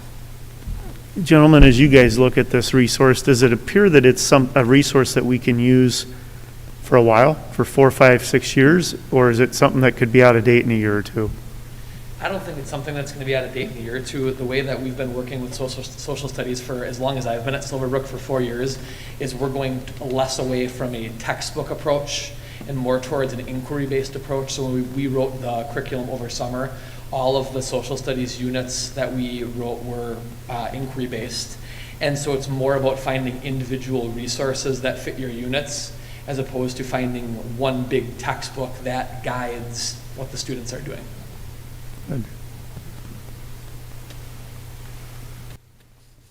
So on behalf of the board, thank you also for coming tonight and for expressing your recommendation and your enthusiasm and for all the work that you put into it as well. Are there any other questions for these gentlemen? Otherwise, there is a motion that administration would like us to consider. I'll move to approve the purchase of Ladder Social Studies as the primary resource for 5th grade social studies. Thank you, Joel. Is there a second? Second. Thank you, Nancy. Motion and second to approve the purchase of the Ladder Social Studies. Any final discussion? All in favor, please say aye. Aye. Aye. Any opposed? Motion carries. Thank you very much. Thank you again. Thank you, guys. Thank you. Thank you. Thanks, guys. And Laura, the next item on the agenda is the approval of Start College Now courses. So twice a year I come to you with this request for approval.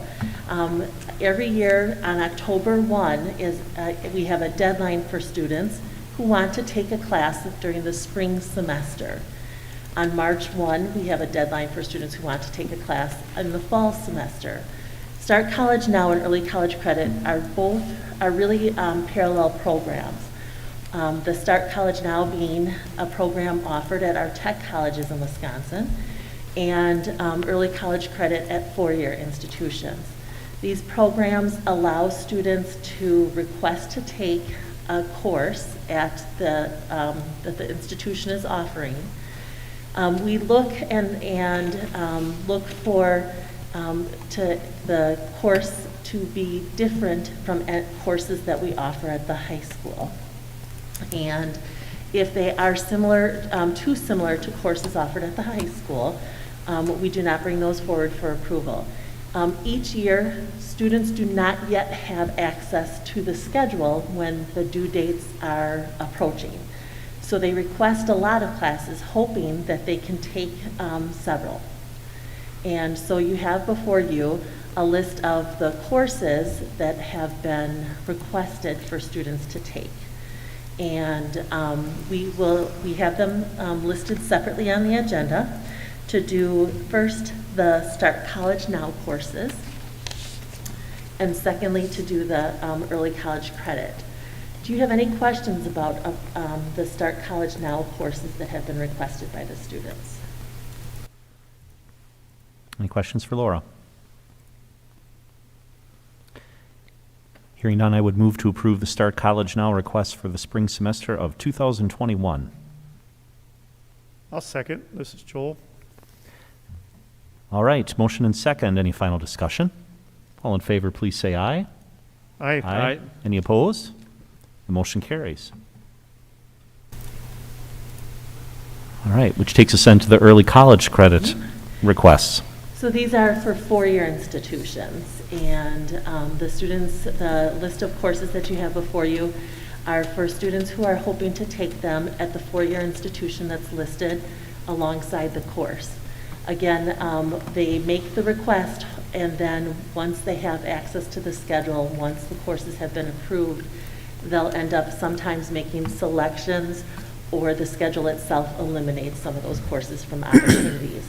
But they have to have the request in by October 1st and the approval of the board before they can make that, they need that in place before they can move forward. Great. Any question on the early college credit courses? Hearing none, I would move to approve the early college credit request for the spring semester of 2021. Second. Aaron, thank you for the second. Motion and second on the floor. Any final discussion? All in favor, please say aye. Aye. Aye. Any opposed? Motion carries. Mr. President. If I could just comment, go ahead, sorry. I'm sorry. Going back to action item D at the bottom of the section of some course changes there, Superintendent Laura Jackson there, do you need us to approve some changes to Moraine Park College course names? I don't think we covered that. Correct, I didn't, I apologize. Some of the Marine Park College courses have changed slightly.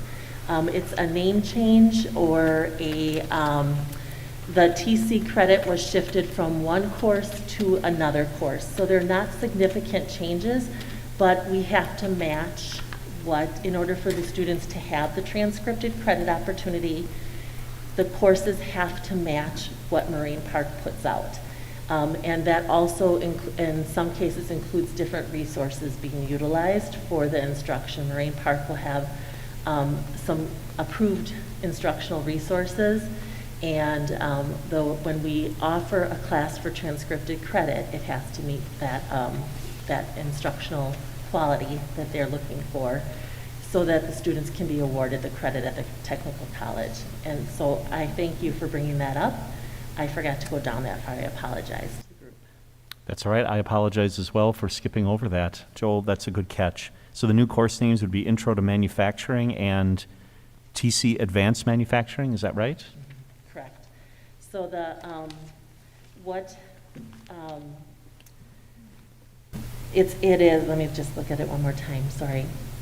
These are all part of the IT pathway, but again, it's a shift in the programming. So the new name is IT Fundamentals 1, and that matches the network fundamentals that we had, but the new name at Marine Park is IT Fundamentals 1. And then, excuse me, the Intro to OS has been renamed to IT Fundamentals 2, and the prerequisite is then IT Fundamentals 1.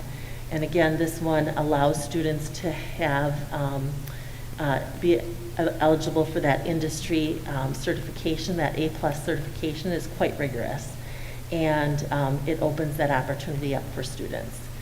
Then in the manufacturing pathway, again, we're changing the transcripted credit from the Intro to Manufacturing course to the Advanced Manufacturing. Great, thank you for action on this tonight? Yeah, we would want to approve it tonight so that we Okay. can make the adjustment in the course planning guide.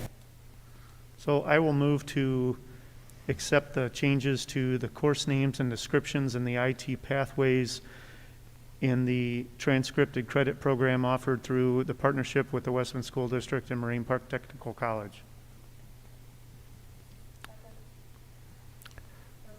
Nancy seconds. Great, thanks, Nancy. Motion and second on the floor. Any final discussion? All in favor, please say aye. Aye. Aye. Any opposed? Great, the motion carries. Thank you, I appreciate going back over that. Yep, want to make sure we didn't miss that tonight. Joel, thank you again. All right. Laura, I think those were all the items you were going to take care of, correct? I have one more. Okay. Oh, wait, not Oh, yet. not quite yet. Sorry. All right, we are back to Mr. Hanson, who's going to lead us through a discussion item on the Employee Assistance Program vendor selection.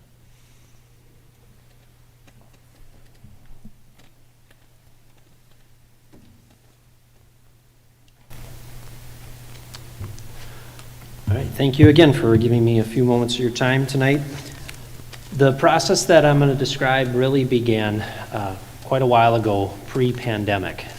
Employee Assistance Program is something that the Human Resources Department has been discussing since even before I became the director, a little over a year ago, and was being pursued until the pandemic came. And unfortunately, we paused our work on that, which I really wish we had been able to move forward ahead with it, and I'll describe why in a moment here.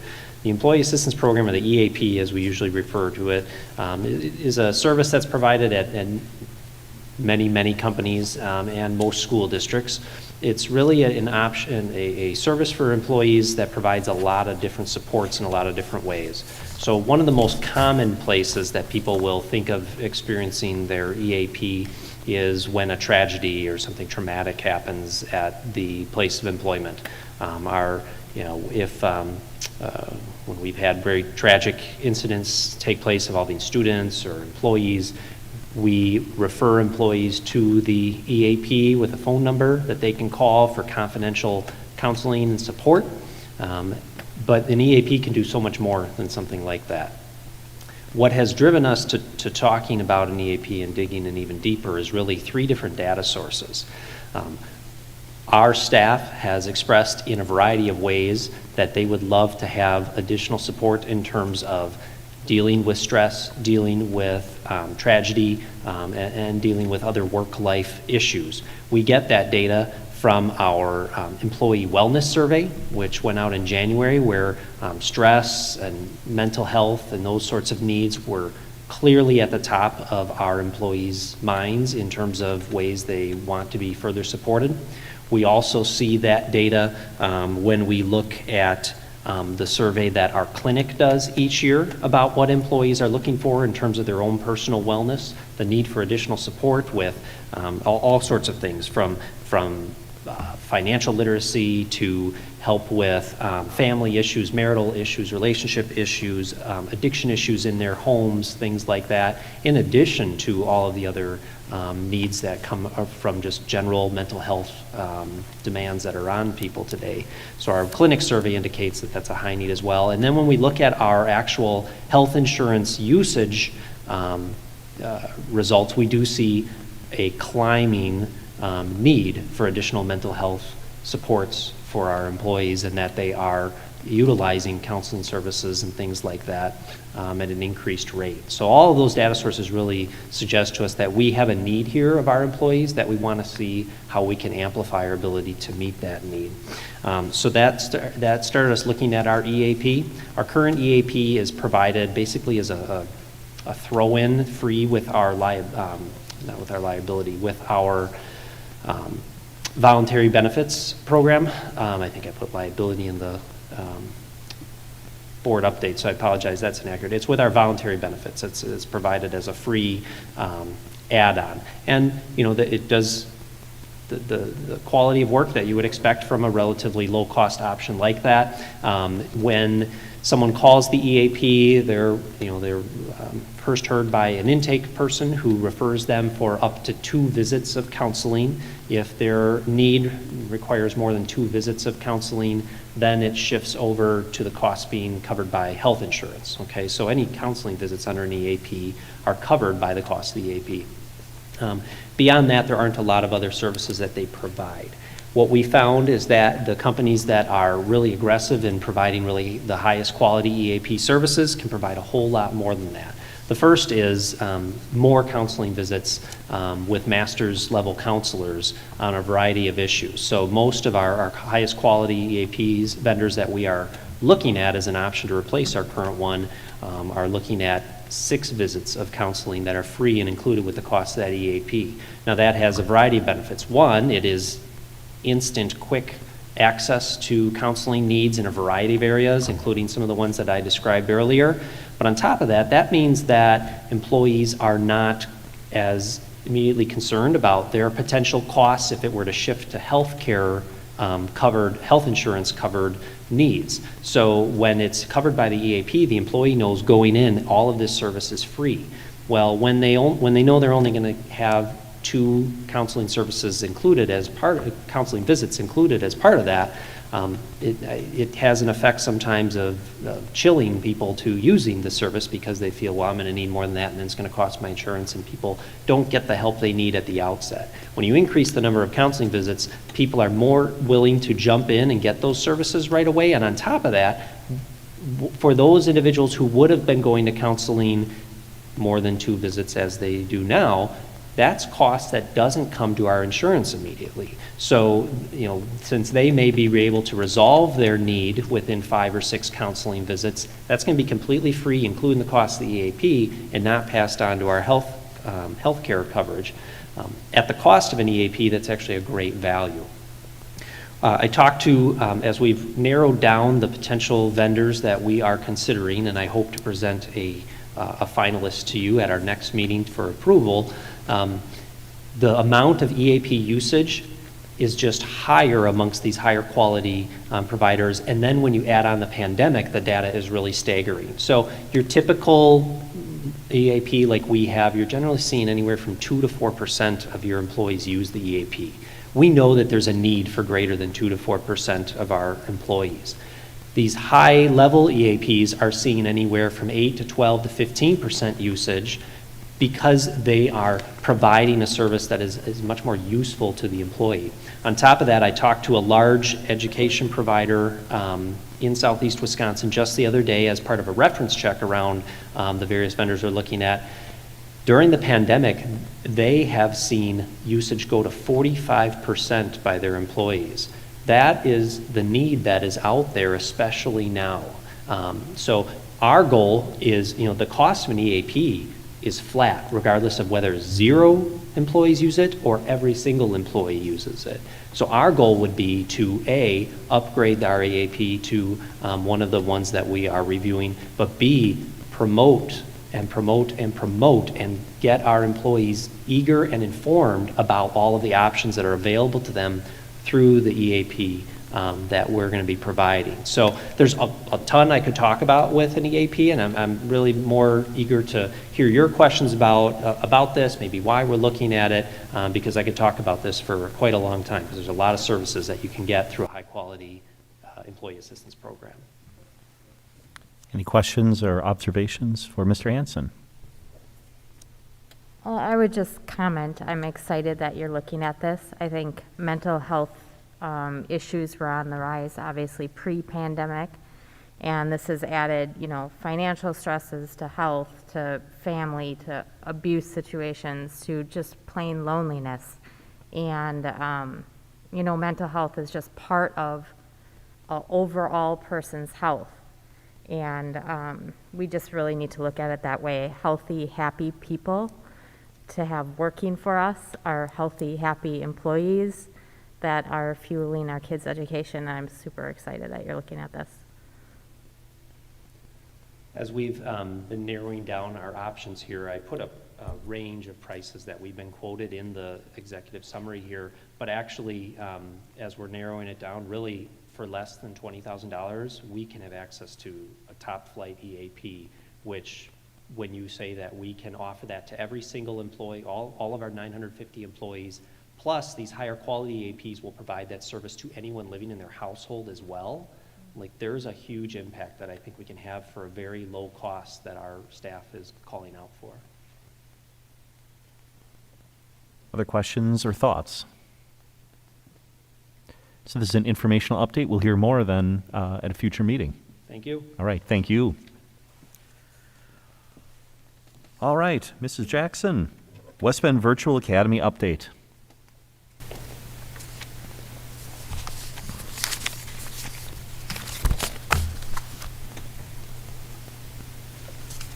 Hello.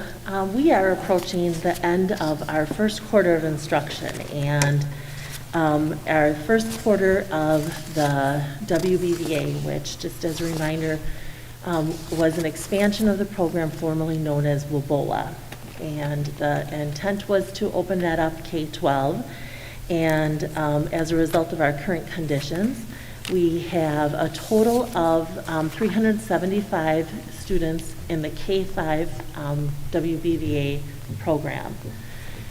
284 of those students are currently being taught by a West Bend teacher, and they use a platform called Calvert. We have about 750 students in the 612 at the 612 level, taking anywhere from one course to a full load of courses in the WBVA program. And so we have 4 core teachers who are teaching students in a section of the program called courseware, and they're teaching 4 core classes plus Phy-Ed and health to the 612 students. We have seen a number of great benefits and a number of drawbacks as well. Parents remain very grateful to have had a choice, and they recognize how important that choice was to them and their families, and they're very grateful to have had that opportunity. We had talked about the K-5 student needing about 3.5 to 4 hours of parent guidance during the virtual program.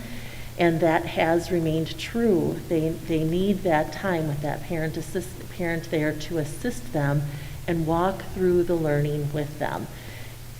Even with the live sessions, and there is still additional practice. When you translate that to a classroom environment, that's when in the classroom the students are in place for about 6.5 hours in the classroom learning. And of that time, 3.5, 4 hours is direct instruction, and the remainder is practice. And it's a similar thing at home, and that's proving quite challenging because parents are still working. And they have to make the schedule work for them and their families. So with that, satisfaction is very mixed. I hear from parents every day that are displeased, and parents every day that are very happy with what the opportunity they've been presented. So some of the challenges that our parents have endured is the lack of access at times to parent accounts. And I say at times because some parents never experienced this. And we recently gave an opportunity for students who were taught by Edmentum teachers to shift to West Bend teachers if the family felt that that was best for them. Some of these parents never experienced an issue with their parent account, and then in that transfer over, they have been experiencing now an issue with their parent account where they don't have access to the learning guides. So one workaround for that is to supply a PDF of the learning guides to families, and so that has been done, but it's not the same as when you're in the program and working alongside or with your child through your parent account. Some other things that have been put in place to aid parents is we have a family resource guide that lists all of the logins. It's a one go-to spot for your logins, for your information. What does this mean? What does this mean? Because the amount of vocabulary for the different logins, like what is the Sensei account? What is ExactPath? Having all of that in one place for parents is helpful.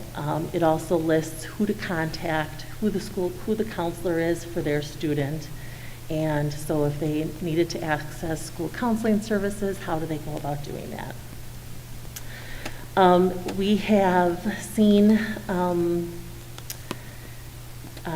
we gave families time to adjust to what it's like to be your learning guide for your student before we rolled out for all students the ExactPath assessment. And the ExactPath assessment is not the same as a STAR, but it is a diagnostic like a STAR. The difference is that after the diagnostic, the student is given a learning pathway. So different than the courses that they take, the learning pathway gives them extra practice in reading and math at whatever their level is. So based on how they did on the diagnostic assessment, there are 4 learning goals in reading and 4 learning goals in math that the student will then follow. We have this available for our our students in kindergarten, for sure through ninth grade typically, also 10th grade. Our cut is if you're in Algebra 2. So some 10th graders are really in Algebra 2. Some of our 8th grade, we have a few freshmen that are actually in Algebra 2.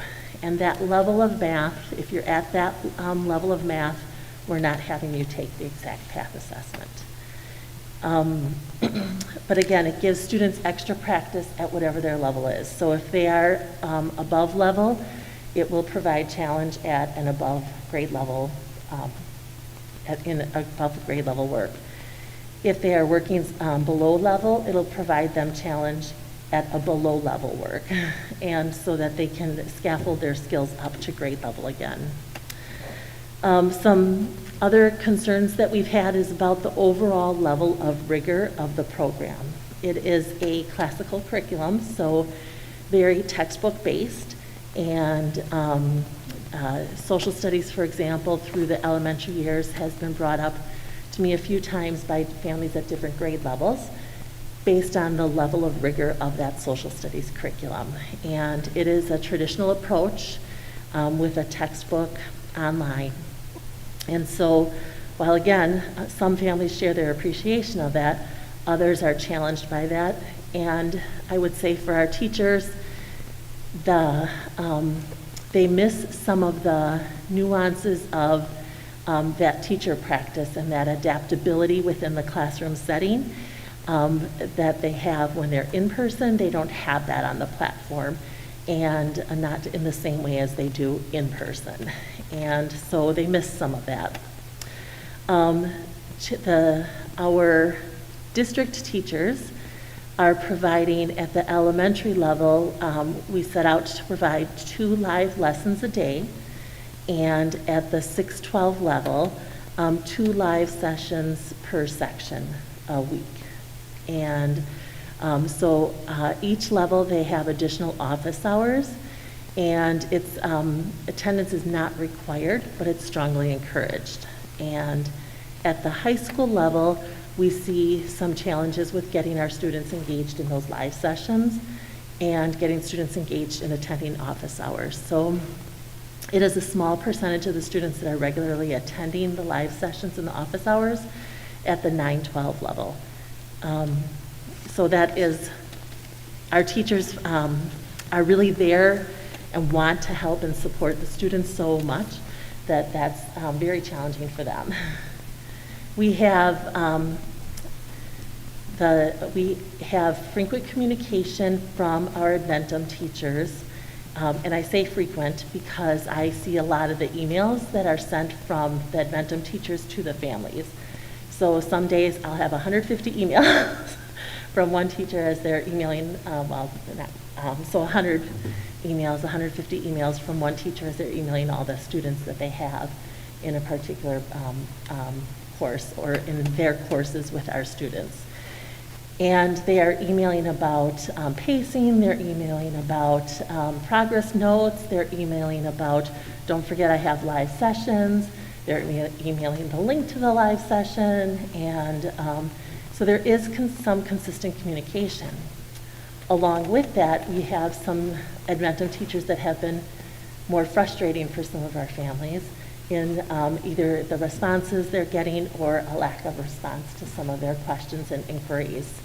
And so that has been some of the frustrations for the families with regard to the Adventum staffing.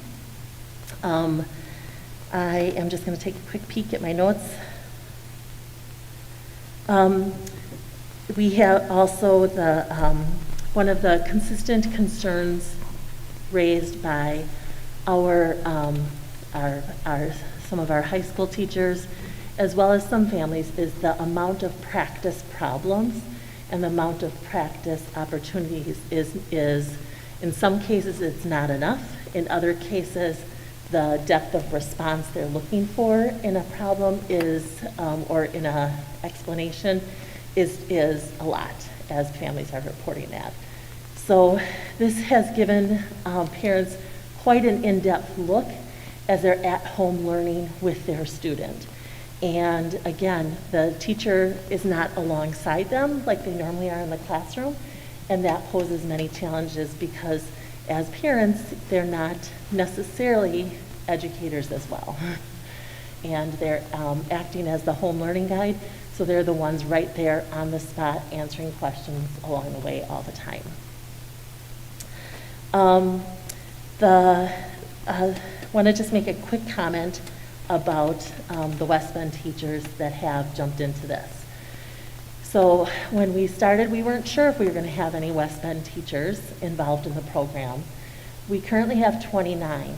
That includes regular ed and special education. Our special education teachers might be there to support 2 students or 5 students, and some have more. They don't have a full class, but they have their students' IEP goals to meet. So that number 29, again, includes the special education teachers that might be there for a few students, rather than being full-time in the West Bend Virtual Academy. I want to just comment about how they've embraced working in the virtual world while still struggling with the difference between doing school virtually and doing a virtual program. And I separate that out because if you take an elementary teacher and some of the things they love about being in place in front of their kids and in the moment opportunity to take a teachable moment and go further, the opportunity to weave that story throughout the day, and some of those things that they're engaging with their students in throughout the day, and just that act of being there with your kids throughout the day is very different when you're doing 2 live sessions a day. You might be doing other recordings. Your interaction with your whole group is limited, and it's through the screen. And so there's some, as we talked about it with all of the teachers, there's a little bit of mourning for that interpersonal relationship that sort of makes you thrive as a teacher. And they have done just a lot of different ways to build connections with their kids, to reach out. Our 612 teachers have been really reaching out by phone, by email, really trying to engage students into the classrooms, into different things. They're meeting in small groups when they can. And I just want to commend them because these teachers came from all over the district. Well, Badger teachers came from Badger, but in Silverbrook, we're at Silverbrook. But they weren't teaching in the same houses, and they weren't necessarily collaborating together on a regular basis. And they have really formed a team and a collaborative professional learning network with each other. And it's great to see them having come together in a short time and supporting each other as they go through the journey of virtual education. They've done some very creative things to try to help and aid parents that are parents who they have students in their class and parents who are not necessarily in their classroom. And their summaries, their one-stop shops, communication, connecting with all students at a grade level really have been, again, a wonderful thing to commend. They've done really, really well. We have some, as we've gone through, we've learned some things about our curriculum, as well as, one of the frustrations is both on some of our families' parts and our teachers have found errors within the platform, errors within the PDFs or the programs, links that haven't opened up or opened up incorrectly. And those tech issues have really been frustrations because they pose an immediate barrier to people. And then when there's an error, that's very frustrating for either the teacher or the parent or the child because, as a parent, you're looking at that and you're like, you don't want your children to learn wrong and to learn the wrong thing. So those are brought up with the Edmentum and the design team and the product team. And some of them can be addressed right away. Some of them seem to take a little longer to address. Our response time on tech tickets that we have put in is delayed, and that has been a frustration for our team at the ESC as well as for parents. In a previous update, Superintendent Wimmer spoke about conversations we had with Edmentum and having a tech team from Edmentum assigned to our district.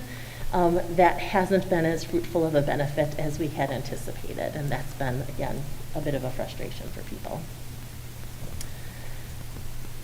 So I laid a lot out kind of fast. Do you have any questions for me? Laura, I've got a couple or more.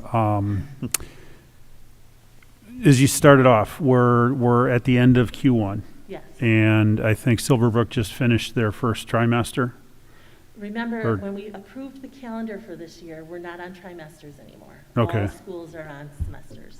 So we're halfway through first semester. Are you at a point yet where you are getting a rough gauge on the horizon of Q2, people that are wanting to opt in to some virtual programming, or people that are currently in that are going, you know what, I'm going back in the classroom? You know, that's a great question and something we really have to know because that affects so many pieces, including staffing for both us and our partner at Adventum. So we have been working on a survey to send to families. I have had people who are looking to get in next semester and people, I'm not really sure of the number who are looking to return to in person. I can make a hypothesis about that, but then then I hear from a parent that I've been speaking to who's still planning on staying in the full year. And so we're asking them to commit and share their commitment for next semester. And the reason we will be asking that to be returned by November 13th. So families will have 2 weeks from the email going out with the survey information to return that survey and identify what they, if they want their children in person or in the virtual program for next semester. And what they're really doing is saying, I want to stay where I'm at or I want to change. And if they're staying where they're at, they don't have to respond. But if they want to change, they have to let us know. If you can imagine with the number of teachers I shared, so we have 4 teachers from Silverbrook here in serving the virtual program. And if there were a large number of students that went back, we'd have to make space and make sure we have the right space at Silverbrook, as well as making sure that we have the staff there to serve the students. And so we need time to adjust. So that November 13th, let us know by then, gives us time to make adjustments after that. Thank you. Which is more than you asked, but. No, it's good. Appreciate it. Other questions?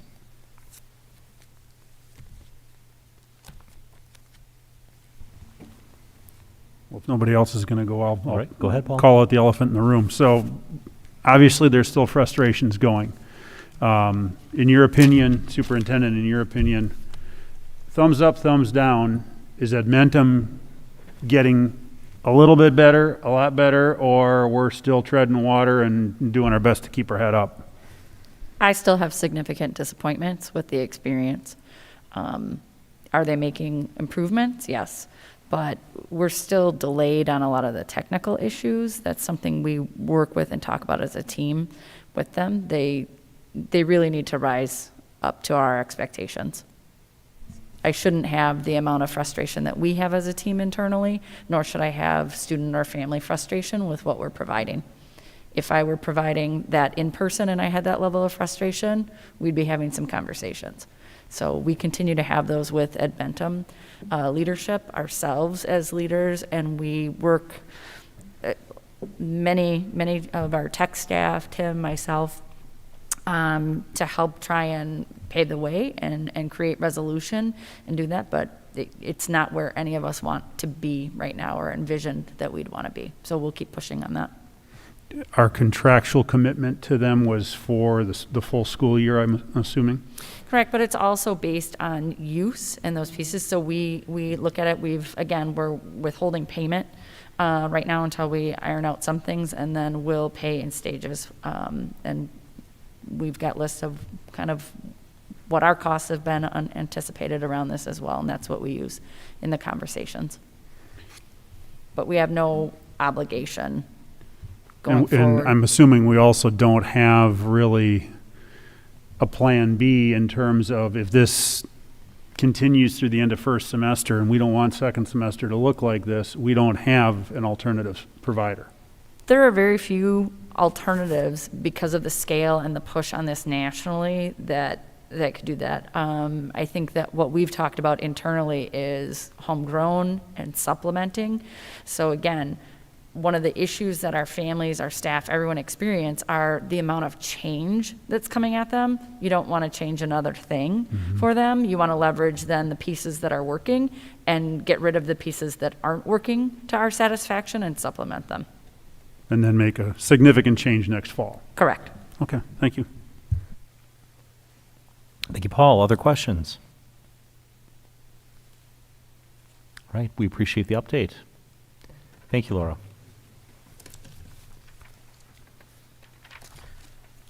All right, which takes us to our future agenda items, our board meeting calendar. So I have on the calendar regular board meeting scheduled for November 9, November 30, and December 14.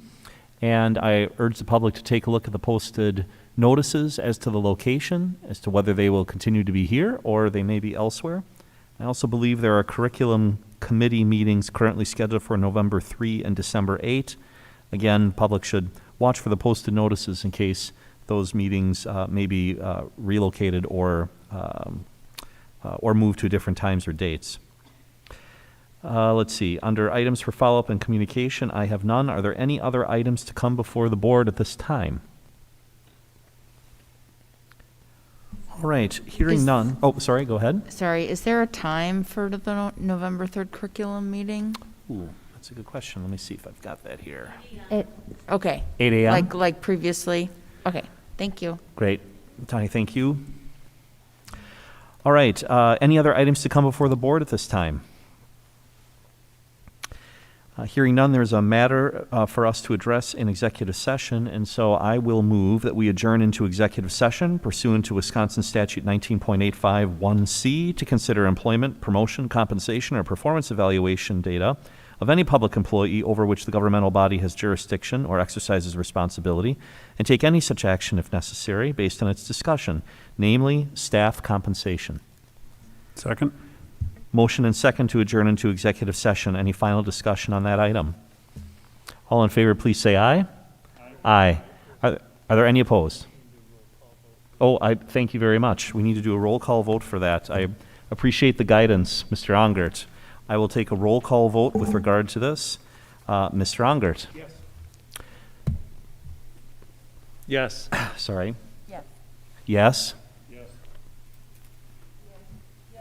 All right. It's unanimous yes. This meeting is now adjourned into executive session. Have a good evening, everybody.